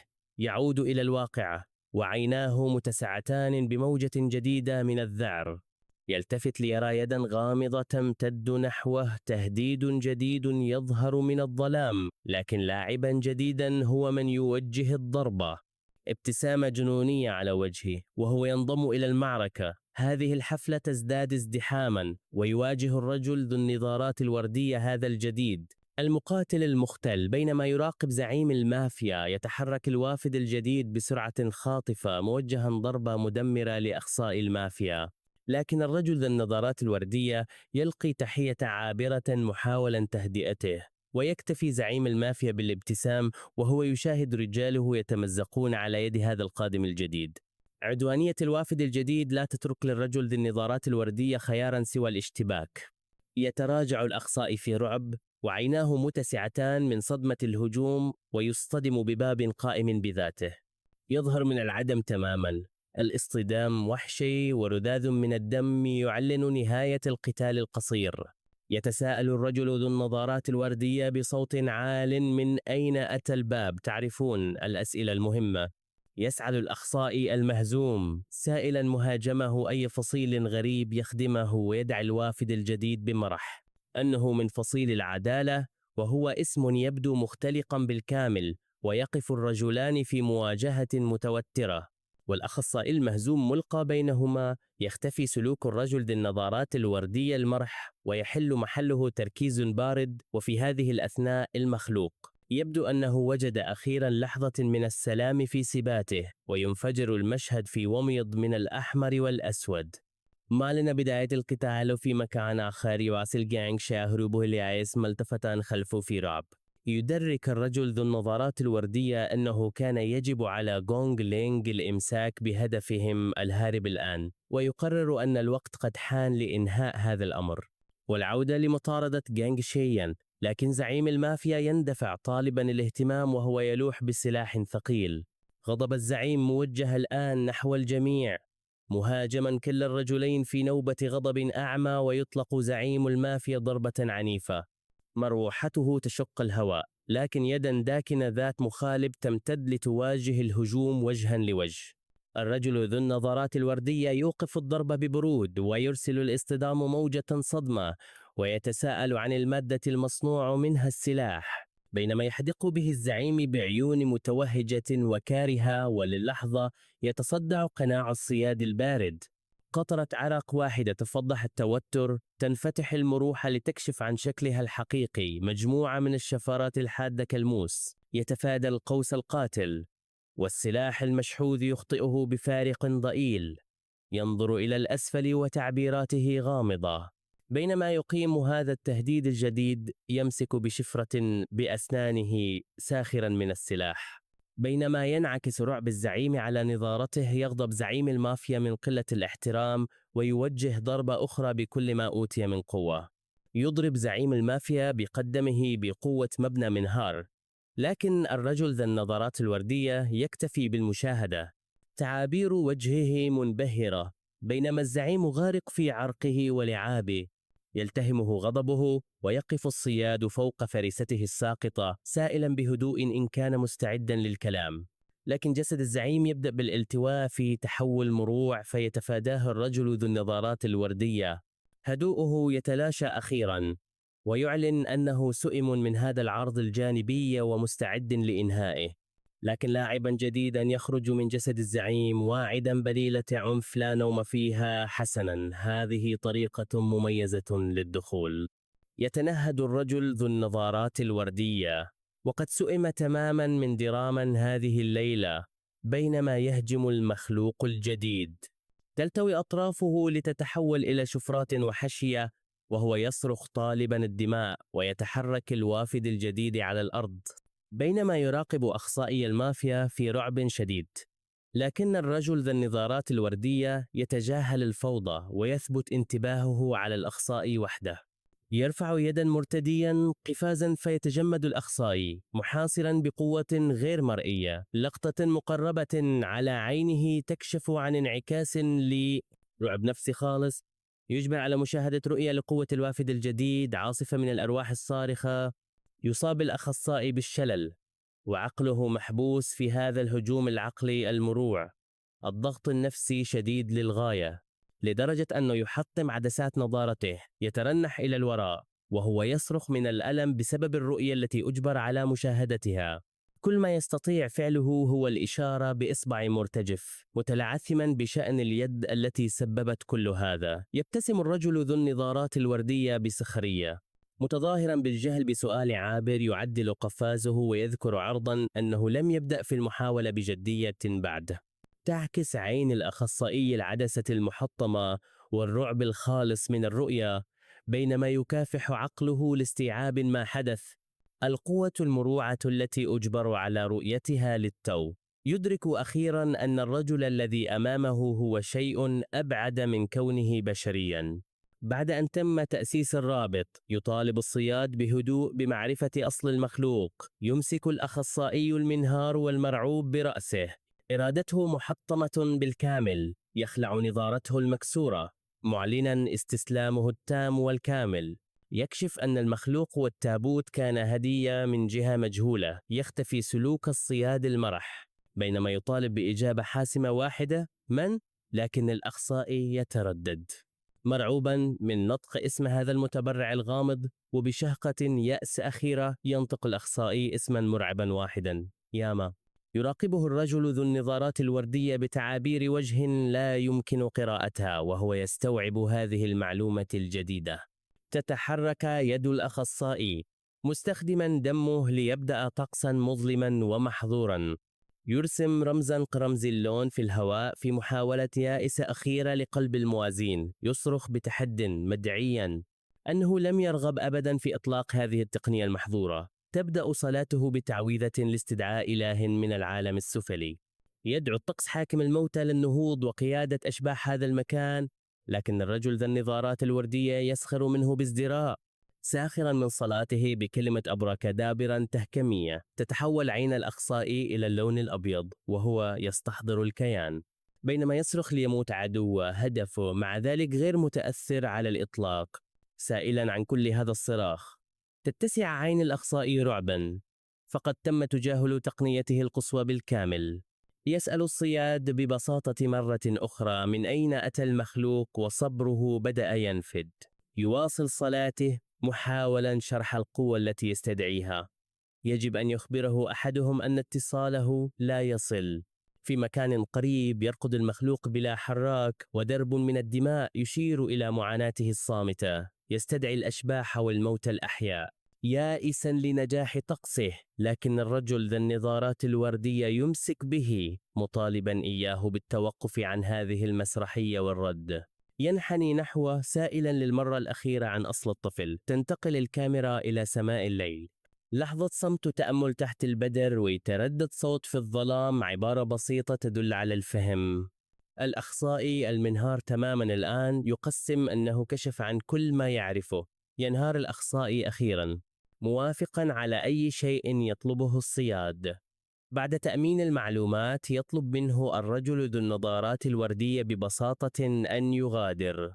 يقدم له تحذيرا أخيرا بشأن العبث بالفنون المحرمة خاصة مع الأطفال، ويترك الرجل مع وعد أخير تقشعر له الأبدان: سنكون نراقب. لا يسع الأخصائي إلا أن يومأ برأسه موافقا في رعب، إرادته محطمة بالكامل. يضيف الصياد نصيحة أخيرة حول نظافة الأسنان، لأن الأولويات مهمة. بعد أن حطم أخصائي المافيا تماما، يعود بانتباهه إلى فريقه. ينقر على سماعة أذنه، متفقدا شريكته على الطرف الآخر من الخط بشكل عرضي. صوت غونغلين حاد ومركز، لديها مستجدات وهي تتعلق بهدفهم المفقود جانغ جا. تبلغوا بالأمر الواضح: هدفهم هرب مرة أخرى، لكن خبيرهم التقني يعمل بالفعل على القضية.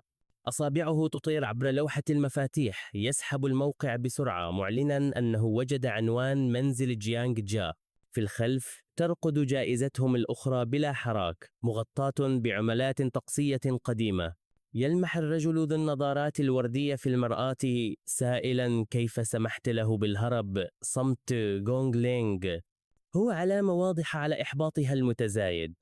يظهر مشهد استرجاعي جانغ جا وهو يركض في زقاق خلف قذر، يائسا من أجل حريته. كانت غونغ لينغ خلفه مباشرة، لكنه تمكن من الإفلات من قبضتها تصر على أسنانها مشبهة هاربهم بصرصور عنيد. هو بالفعل يمتلك موهبة للبقاء على قيد الحياة، لكن شريكها يبدو غير مبال. نظره مثبت على الطريق أمامه يعطي غونغ لينغ تعليمات بسيطة وواضحة لا تشتبك. تشق الشاحنة طريقها عبر أزقة المدينة الخلفية مقتربة من هدفها. في هذه الأثناء وصل جيانغ جا إلى منزله، يجمع ممتلكاته بجنون ويتحرك عبر الغرفة المظلمة والفوضوية، وفكرته الوحيدة هي الخروج.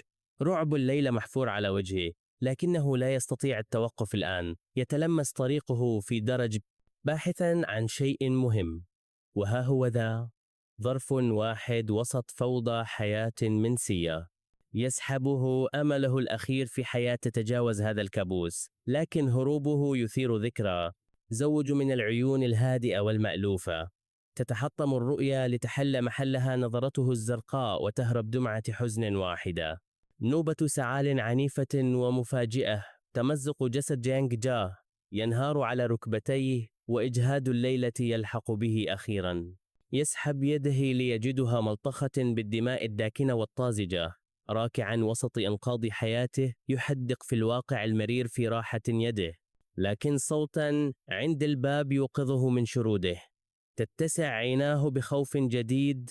خاطفوه يقفون عند المدخل، يلقون تحية عادية بشكل مخيف. حسنا، يبدو أن ميزة اللعب على أرضه قد تلاشت. الرجل ذو النظارات الوردية وغونغ لينغ يراقبان، تعابيرهما لا يمكن قراءتها. يدخلان ملاحظين أن هدفهم الهارب قد طار بالفعل. الغرفة المنهوبة تحكي قصة هروب يائس ومتسرع. يتفقد الصياد المشهد مستوعبا كل تفاصيل هروب هدفه. تمسح عيناه تقويما يكشف عن جدول حياة جاينغ المنهك. تلاحظ غونغ لينغ أن هذا المبنى هو ملاذ لعمال المدينة الكادحين. يؤكد الرواق الفوضوي ذلك، مكان يعيش فيه الناس على هامش المجتمع.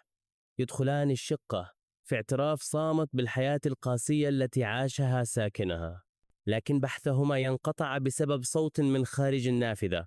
وها هو ذا متشبثا بجانب المبنى. هروبه لم ينته بعد. يتسابق عقله محاولا فهم كيف تعقبوه بهذه السرعة. لا مكان للذهاب سوى للأسفل. يلعن حظه، لقد انتهى أمل الهروب النظيف. لكن بينما يستعد للسقوط يستيقظ شيء ما بداخله. تتحول قدماه إلى مخالب داكنة تتصلب تعابيره، ويحل محل الخوف تصميم قاتم جديد. ومن الظلام يظهر أحد مرشديهم ذوي العيون الحمراء للمراقبة، يهبط بجانبه صامتا مراقبا مقلقا لتسلقه اليائس. تتسع عيناه وموجة جديدة من الرعب تجتاحه. يطلق صرخة بينما يطير الطائر. ينكسر تركيزه، لكن صوت غونغ لينغ هو الذي يخترق الذعر معلنا القبض عليه. تحتك مخالبة حديثة التكوين بالجدار، وقبضته اليائسة تفشل أخيرا. تمسك بذراعه مبقية إياه معلقا عاليا فوق شوارع المدينة. لا يسعه إلا أن يلعن مصيره، مدركا أنه لا مفر هذه المرة. لكن خطفته خطط أخرى، ويرسل جيانغ جاليهوي نحو الأرض. يتدحرج على جانب المبنى، يتردد صدى صراخه في الزقاق. يبدو أنها ليست من محبي استخدام السلالم. يهوي في الهواء، تخرج صرخة ألم من شفتيه. يرتطم بالأرض بقوة وتجبره الصدمة على سعال مؤلم، لكن حتى من خلال الألم تشير دمعة واحدة إلى وميض من التحدي في عينه. يدور عالمه وهو يسقط على حاوية قمامة، مما يخفف من سقوطه قليلا. يرفع نظره ليرى غونغ لينغ تهبط، وشكلها الظلي يقترب منه. تعود المخالب الوحشية على يديه إلى طبيعتها، وتحوله الوجيز يتلاشى بالفعل بينما يحمل الجدار ندوب سقوطه أثر من بصمات يائسة ومظلمة. من الأعلى تراقب غونغ لينغ سقوطه بنظرة باردة وحاسبة. يترك بصمة قاتمة على الأرض كملاك ثلج مشؤوم وسط قذارة المدينة. تهبط برشاقة وتقف فوقه كمفترس حاصر فريستو أخيرا. تنسحب الكاميرا للخلف لتكشف عن الساحة الواسعة والقذرة التي سقط فيها. شريكها يراقب من الأعلى، تعبيراته باردة وبعيدة كعادتها. مشهد من الماضي يعود بنا إلى الشاحنة، حيث كان خبيرهم التقني يبحث عن معلومات. صد صوت اللاعب الهادئ تردد في ذهنه مشاركا معلومة أساسية لقد كشف أن هدفهم لا يختلف عنهم كثيرا. تلك المعلومة جعلت الصياد يتوقف للحظة بشكل غير متوقع. وبالعودة إلى الشاحنة كانت غونغ لينغ قد أكدت الأمر بصوت عال. جانغ جايتيم أيضا، وللحظة بدن أن قناعه البارد قد تشقق. يبدو أن لديهم نوعا مفضلا. بالعودة إلى الحاضر يقف في الشقة الفارغة التي تم نهبها. إعلانات الإيجار على الحائط تروي قصة يائسة لوجود وحيد. ولكن حتى بعد ذلك السقوط ينهض جانغ جا ويبدأ بالركض، والأدرينالين هو وقوده الوحيد. ينطلق مسرعا عبر الأزقة الخلفية القذرة وأنفاسه متقطعة في الصمت الخانق. نظرة مذعورة فوق كتفه تؤكد أسوأ مخاوفه ما زال خلفه تماما. يلعن إصرارهما بينما تقترب غونغ لينغ وشريكها منه أكثر. وفي الأعلى خيال مألوف يحوم في شريط السماء الضيق بين المباني. عينهم التي تراقب من السماء تضمن عدم وجود مكان آخر ليختبئ فيه. يواصل هروبه اليائس عبر متاهة المدينة الخرسانية، لكن عينيه تفضحان الحقيقة. إنه محاصر وهو يعلم ذلك. شخصية تسد طريقه تنادي باسمه بهدوء مخيف. يبدو أن هذا الماراثون له خط نهاية بعد كل شيء. الرجل ذو النظارات الوردية يقدم عرضا بسيطا، دعوة غير قابلة للتفاوض للعودة. يحدق جانغ جا بصدمة، فقد انتهى هروبه اليائس أخيرا. أصبح الزقاق الضيق قفصا بصياد عند كل طرف، ولكن تماما عندما كانت الضربة النهائية على وشك أن تسدد. يقاطع المشهد بعنف. تظهر شخصية مقنعة من العدم تعترض الهجوم بسرعة مذهلة. يتوقف الرجل ذو النظارات الوردية ويتحول تركيزه إلى هذا اللاعب الجديد غير المتوقع. يلقى بجانغ جا جانبا، عالقا وسط معركة لا يفهمها. عين الوافد الجديد مليئتان بغضب يائس لحمايته. يسقط جانغ جا على الأرض في حيرة تامة من إنقاذه العنيف والمفاجئ. حسنا، هذا تطور جديد. لكن غونغ لينغ تهاجم بالفعل، وصوتها أمر بارد بالاستسلام، نظرتها كالجليد. وعد صامت بأن هذه المطاردة قد انتهت أخيرا. جانغ جا محاصر، ووجهه قناع من العرق والتحدي المنهك. يعود المشهد إلى تسلقه اليائس محاولا الهروب من مطاردتها. كانت غونغ لينغ لا ترحم. ظل لم يستطع التخلص منه. تحول عالمه إلى ضباب من الحركة مدفوعا بغريزة البقاء الخالصة. كانت كل شهقة هواء دليلا على إرادته المطلقة للهروب من الأزقة الضيقة. لم توفر له ملاذا حقيقيا من الصيد. والآن بالعودة إلى الحاضر تقف هي في نهاية ذلك الزقاق نفسه. تمسك بسترته كغنيمة من مطاردة دفعت كليهما إلى أقصى حدوده. إنه مثل آفات المدينة الأخرى، صامد وعنيد ويرفض أن يسحق.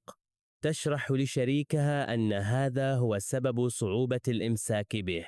الرجل ذو النظارات الوردية يقف بهدوء وسط الخراب الحضري. تبدو جدران الزقاق وكأنها تضيق عليه. فخ خرساني بلا مخرج. تومض رؤية لشخصية مقيدة تصرخ بشأن أمور لم تكتمل. يتساءل ما الذي يمكن أن يدفع شخصا ما إلى الركض بهذا اليأس. يعود عقله إلى التقويم. دليل على حياة من العمل الذي لا ينتهي، وذلك التاريخ الوحيد الموضوع حوله دائرة. ملاحظة لإرسال المال لشخص ما في مكان ما. إدراك مفاجئ يضربه بينما يقف هو وغونغ لينغ في الزقاق. تمد يدها بحقيبة الظهر التي أسقطها جانغ جا أثناء المطاردة. يمد يده إلى الداخل وتتغير تعابير وجهه وهو يتحسس محتوياتها. تضيق عيناه ويفهم أخيرا سبب هروب الفتى اليائس. يتردد صدى صوت الخبير التقني من الماضي، مؤكدا أن جانغ جا يتيم. يستوعب الرجل ذو النظارات الوردية هذا. تضيف المعلومة الجديدة طبقة أخرى إلى عملية الصيد. يكشف الملف أن والديه بالتبني توفيا قبل عامين في حادث مأساوي، وموقع ذلك الحادث كان نفس مدينة الملاهي التي غادروها للتو. صورة تظهر نسخة أصغر وبريئة من جانغ جا قبل أن ينهار عالمه، لكن تقرير الخبير التقني لم ينتهي بعد، فهناك المزيد في هذا التاريخ القاتم. يذكر حادثتين أخريين مما يعمق غموض ماضي هدفهم. تظهر ذكرى جانغ جا وحيدا ضائعا في جهل المدينة وعدم اكتراثها. إنه يركض دائما حتى عندما لا يطارده أحد جسد. يبدو أن هذا هو الموضوع المتكرر مع هذا الفتى. يلتفت إلى الوراء في رعب مسكونا بشيء أكثر من مجرد فريق التنظيف. يستمر تقرير الخبير التقني عارضا ذكرى لجانغ جا وهو يتعرض للتوبيخ، ثم ينتقل الملف إلى حادثة أخرى تركز على شاب مذعور يشق طريقه بتهور عبر حشد من الناس وقبضته مشدودة بياس. في اندفاعه الأعمى يسقط طفلة صغيرة على الأرض عن طريق الخطأ. إدراك ما فعله يصدم كضربة جسدية. صرخت الطفلة الصغيرة من الألم تخترق ضجيج الحشد. يهرع والداها على الفور إلى جانبها يحمونها من الغريب. يتجهم وجه الأم في غضب وهي تواجه الشاب، عيناه متسعتان بالذنب محاصرا في عواقب أفعاله. يومض الملف إلى ذكرى أخرى، مشهد تنمر بجانب الماء. يبدو أن سوء الحظ هو اسم هذا الفتى الأوسط. يظهر الملف ذكرى له وهو معزول، يشاهد الآخرين وهم يتعذبون، وجهه قناع من العرق والتوتر. فتى يعيش على الحافة. حادثة أخرى تظهره وهو يثور، لحظة عنف في شارع مزدحم. إنه يركض دائما، يسقط ويتجاهله العالم من حوله. تقرير الخبير التقني يرسم صورة لحياة قضاها في هروب يائس. لقد تمت مطاردته وسحقه وعمل كشيء يجب القضاء عليه. وفي الحاضر ينتهي هروبه اليائس بسقطة مؤلمة ومحرجة. يرتطم بالأرض والألم صد مألوف لحياة من الكفاح. ترتطم ركبته بالرصيف ويتوقف اندفاعه تماما، ولكن حتى وهو على الأرض تحترق عيناه برفض الاستسلام. الظرف الذي كان يبحث عنه ملقى على الأرض سبب هروبه اليائس. تومض ذكرى لنسخة أصغر من نفسه، عيناه متسعتان برعب لا يمكنه الهروب منه. الرؤية ضباب من الفوضى. ذكرى لشخصيتين في صراع يائس. خطاف دموي يلمع في ذهنه، جزء من الحادث الذي أودى بحياة عائلته. في الحاضر ينعكس نفس الرعب في عينيه الزرقاوين المسكونتين. سعال عنيف يهز جسده، مخرجا رذاذا من الدم من شفتيه. نظره مثبت على البقعة القرمزية، علامة أخرى على وجوده الملعون. ينهار ناظرا إلى الأعلى بتحد منهك من بركة دمه. يداه تقبضان على الظرف، الشيء الوحيد الذي كان مستعدا للموت من أجله. لكن هروبه قد انتهى. آسريه يقفون أمامه، والزقاق الآن طريق مسدود. يحني رأسه، العرق والدم يمثلان نهاية ركضه اليائس. ينظر آسريه إليه، والرجل ذو النظارات الوردية يلقي بحقيقة باردة. يشرح أن حرية جانغ جا لن تؤدي إلا إلى المزيد من الموت. يتغير المشهد. ذكرى لسماء كئيبة من زمن بعيد، ذكرى لممر في دار للأيتام، خطوة أولى نحو حياة جديدة. يصف ملفة هادئا وناضجا نادرا ما يتكلم. من خلال الزجاج يلتقي جانغ الصغير بعائلته الجديدة. يد حانية تمسك بيدي، مقدمة وعدا بالأمان والراحة. يبتسم والداه بالتبني، آملين في مستقبل حيوي معا. ولكن حتى في الخامسة من عمره تحمل عين جانغ جا سكونا عميقا ومقلقا. تستمر الذكرى. صبي صغير يغادر دار الأيتام لحياة جديدة. يأخذونه إلى المدينة، عالم من المباني الشاهقة والأضواء الساطعة. يريه والداه الجدد غرفته، عرض مفعم بالأمل لطفولة طبيعية. لكن عينيه جوفاء تعكسان سكونا لا ينتمي إلى طفل. لمسة والدته حانية، محاولة هادئة لسد الفجوة العاطفية. يرحبون به بابتسامات دافئة، واعدين إياه بأنه جزء من العائلة الآن. يخبرونه أنه يجب أن يكون سعيداً، لكن تعابيره تظل صفحة بيضاء. رده الوحيد هو مهمة هادئة تضيع في صمت ليل المدينة، تتغير الفصول ويغطي الشتاء العالم ببياض بارد وهادئ. يحاولون بناء حياة معا، لحظة هشة من السلام في الثلج. يضحك والداه في الثلج، ذكرى لحياة مليئة بالبهجة البسيطة. ولكن حتى ذلك الحين كانت عينا جانغ جا الصغير واسعتين وساكنتين، مراقب في حياته الخاصة. حاولوا منح طفولة طبيعية مليئة بنزهات الشتاء واللطف الصغير. حلوة بسيطة تذوق لسعادة بالكاد يستطيع فهمها. لبعض الوقت كانوا مجرد عائلة يسيرون معا في مواجهة البرد. مرت الفصول وكان حب والديه درعا ثابتا ضد العالم. تشارك ركوب الدراجات في الصيف، محاولين التخلص من ظلال ماضيه. مجموعة من الصور تظهر حياة بنوها من أجلي، مجموعة من الابتسامات المصطنعة واللحظات الهادئة. أخذوه إلى مدينة الملاهي يتوسلون إليه أن يبتسم، أن يشعر بأي شيء. يا له من شخص عنيد. فبينما كان الأطفال الآخرون يضحكون، ظل جونجا محبوسا في عالمه الصامت. تشير والدته إلى لعبة الأحصنة الدوارة في لحظة إثارة نادرة في حياة هادئة، لكن عامل اللعبة يشرح لهم. لم يتبق سوى مقعد واحد للجولة التالية. فيقترح والداه أن يركب بمفرده بينما يذهبان لتناول شيء ما. يعدانه بأن يركبا معه عندما يعودان، وهو وعد لن يفي به أبدا. يراقبهما وهما يلوحان له مودعين. بينما يختفيان وسط الحشد الصاخب، تركز الكاميرا على حصان خشبي ملون، شاهد صامت على ذكرى تتلاشى. الأطفال الآخرون يضحكون ويصرخون فرحا في عالم بعيد كل البعد عن عالمه. يقف بجانب اللعبة، شخصية وحيدة وسط الفوضى المبهجة. ذكرى ابتسامات والديه الدافئة والمحبة هي آخر ما سيملكه منهما. وللحظة عابرة ترتسم أخيرا ابتسامة صغيرة وصادقة على شفتيه. لعبة الأحصنة تدور، مزيج ضباب من الألوان والضحكات البريئة. السماء فوق الحديقة زرقاء صافية بلا غيوم، صورة للسلام. ولأول مرة تضيء ابتسامة حقيقية وصادقة وجه جونج الصغير، ينتظر والديه، غير مدرك للظل الذي يوشك أن يخيم على حياته. لكن فجأة تندلع الجلبة وتتحطم الأجواء المبهجة للحشد في لحظة. يخترق صوت الضجيج صائحا بشأن جدار منهار من الصقالات، ثم يسمع الكلمات التي ستغير كل شيء. لقد سحق زوجان. يشق طريقه بين غابة من الأرجل، طفل صغير يقاتل للوصول إلى كابوس. تتلاشى الذكرى، تارك وراءها فقط صمت سماء الشتاء البارد، وتستمر الحياة بهدوء. وجود وحيد في فصل دراسي خال من الحياة. تنتقل الذكرى إلى جونغ جاي في 11 من عمره. عيناه فارغتان آنذاك كما هما الآن. يجلس على مقعده كجزء ثابت وصامت في عالم يمضي قدما بدونه. يراقب المعلم كشبح في حياته. يراقب الحركات ببساطة. عندما ينتهي الدرس تمتلئ الغرفة بالضوضاء والحياة، لكن عالمه يظل صامتا.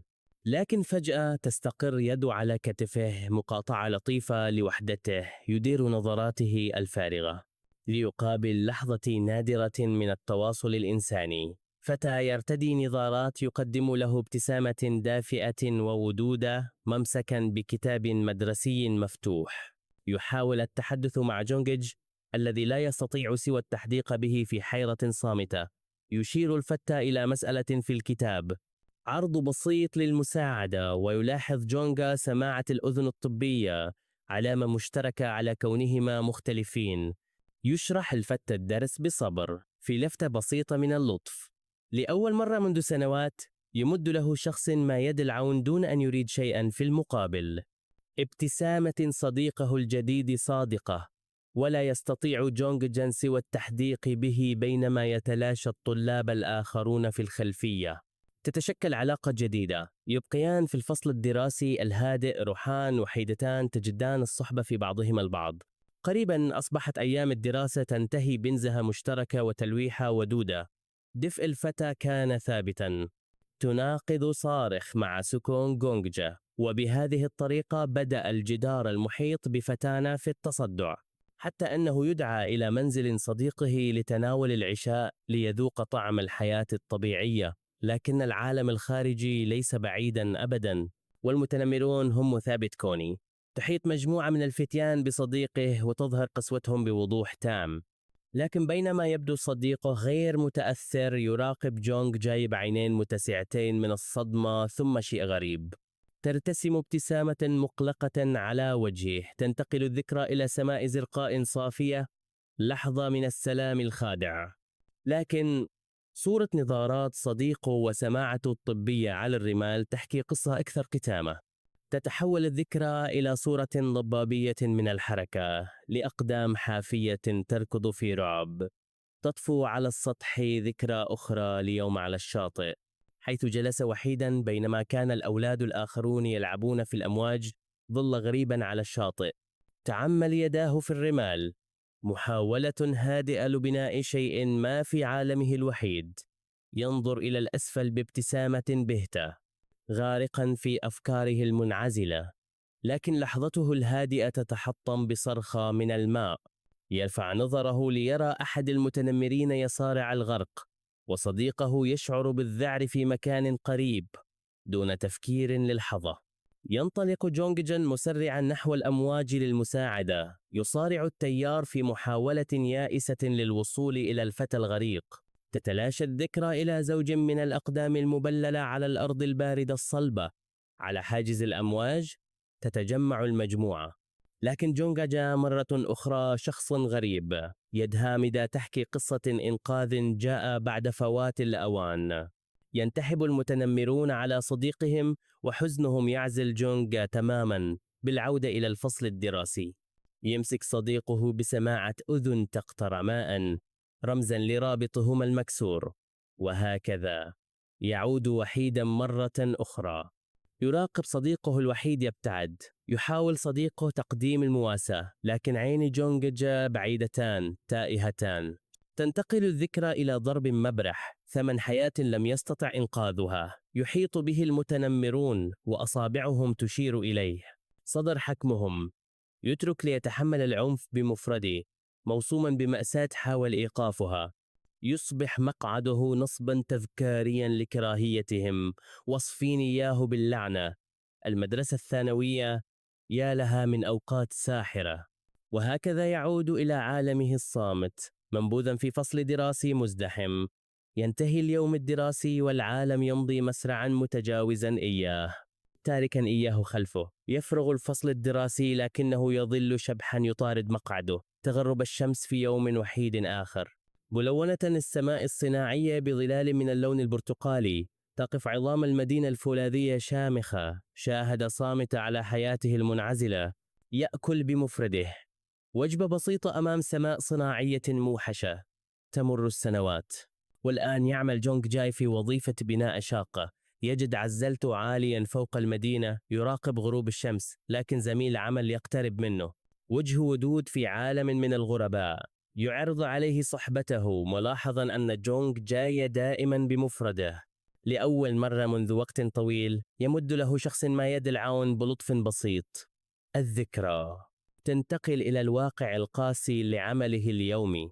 يلقي بنفسه في العمل بجهد صامت لا هوادة فيه. كل نفس هو شهادة على الإرهاق الجسدي لوجوده. ينادي صوت باسمه ساحبا إياه من أفكاره.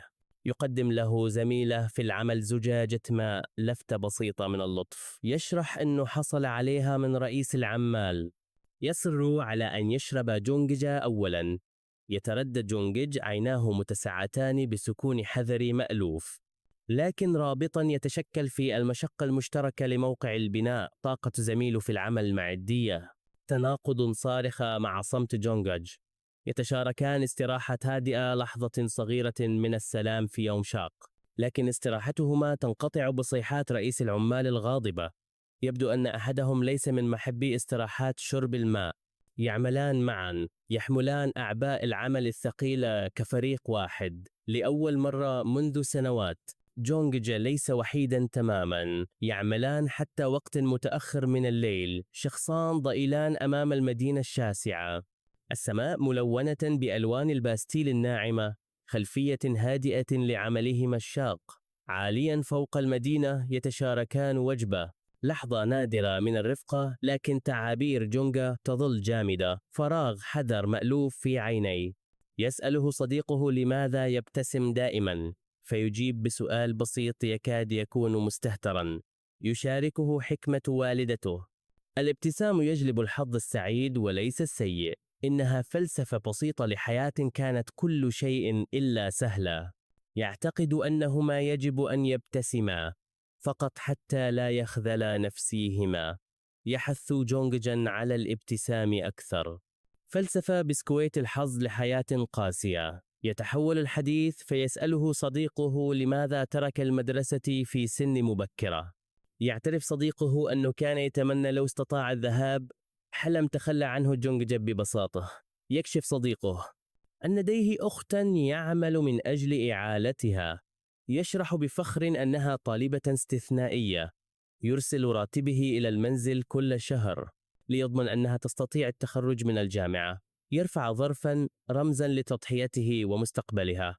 تتسع عين جونغجا ويظهر بصيص من الفهم في نظرته الفارغة عادة. يسأل صديقه إذا كان الراتب كافيا لتغطية جميع التكاليف. يعترف زميله بصراحة أنه ليس كذلك، ثم يقترح بمرح أنه كان يخطط لاقتراض المال من جونغ جاي. يرد جونغ جاي بمزحة مقترحا أن يرسله صديقه إلى الجامعة بدلا من ذلك. تتلاشى الذكرى ليحل محلها الواقع القاتم لليلة ممطرة في موقع البناء. تستمر الذكرى. أحذيتهما تخوض في موقع العمل الموحل. يعود صديقه ومعه وجبة وابتسامته مشرقة كعادتها. لقد أحضر لهما العشاء، لفتة بسيطة في المطر الغزير، لكن بينما يسيران يخيم ظل على طريقهما. تتحرك قطعة ضخمة من المعدات وميض أحمر في الظلام. فجأة ينفجر الموقع في فوضى.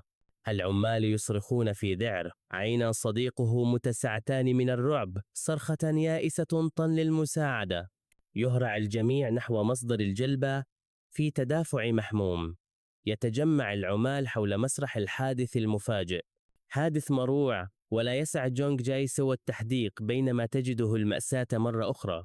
عيناه متسعتان تعكسان رعبا يعرفه جيدا. خطاف رافعة ملطخ بالدماء يتدلى في المطر، نذير شؤم مألوف بالموت. لا يستطيع العمال الآخرون سوى التحديق بينما يقف جونغ جاي متجمدا والعشاء لا يزال في يده. يرسم المطر والدموع نفس المسار على وجهه. تحطم عالمه مرة أخرى. زجاجات الماء هدية بسيطة من صديق ترقد الآن منسية في الطين. ومن شدة يأسه بدأ شيء وحشي يخرج من ظهره وتشنج وجهه في صرخة مكتومة. حزن عمر كامل يفيض أخيرا، وتعود به الذاكرة إلى طفل صغير يشق طريقه بين حشد من الناس نحو مأساة أخرى. تطفو على السطح ذكرى أخرى لصديق فقده، واللوم الذي لحق به. حظ هذا الفتى سيء بشكل لا يصدق. يقف العمال كظلال صامتة. مأساة أخرى ابتلعتها المدينة التي لا ترحم. وتنتهي الذكرى بوجود جثة يحمل صديقه بعيدا مغطى بغطاء ملطخ بالدماء تحت المطر. حياة أخرى ضاعت في فلك زانق. يرسم المطر والدموع نفس المسار على وجهه، شهادة صامتة على حزنه وهو يقف متجمدا في مكانه. العالم يتحول إلى رماد من حوله مرة أخرى، والظرف الذي كان رمز أمل لعائلة أخرى ملقى ومنسي في الوحل.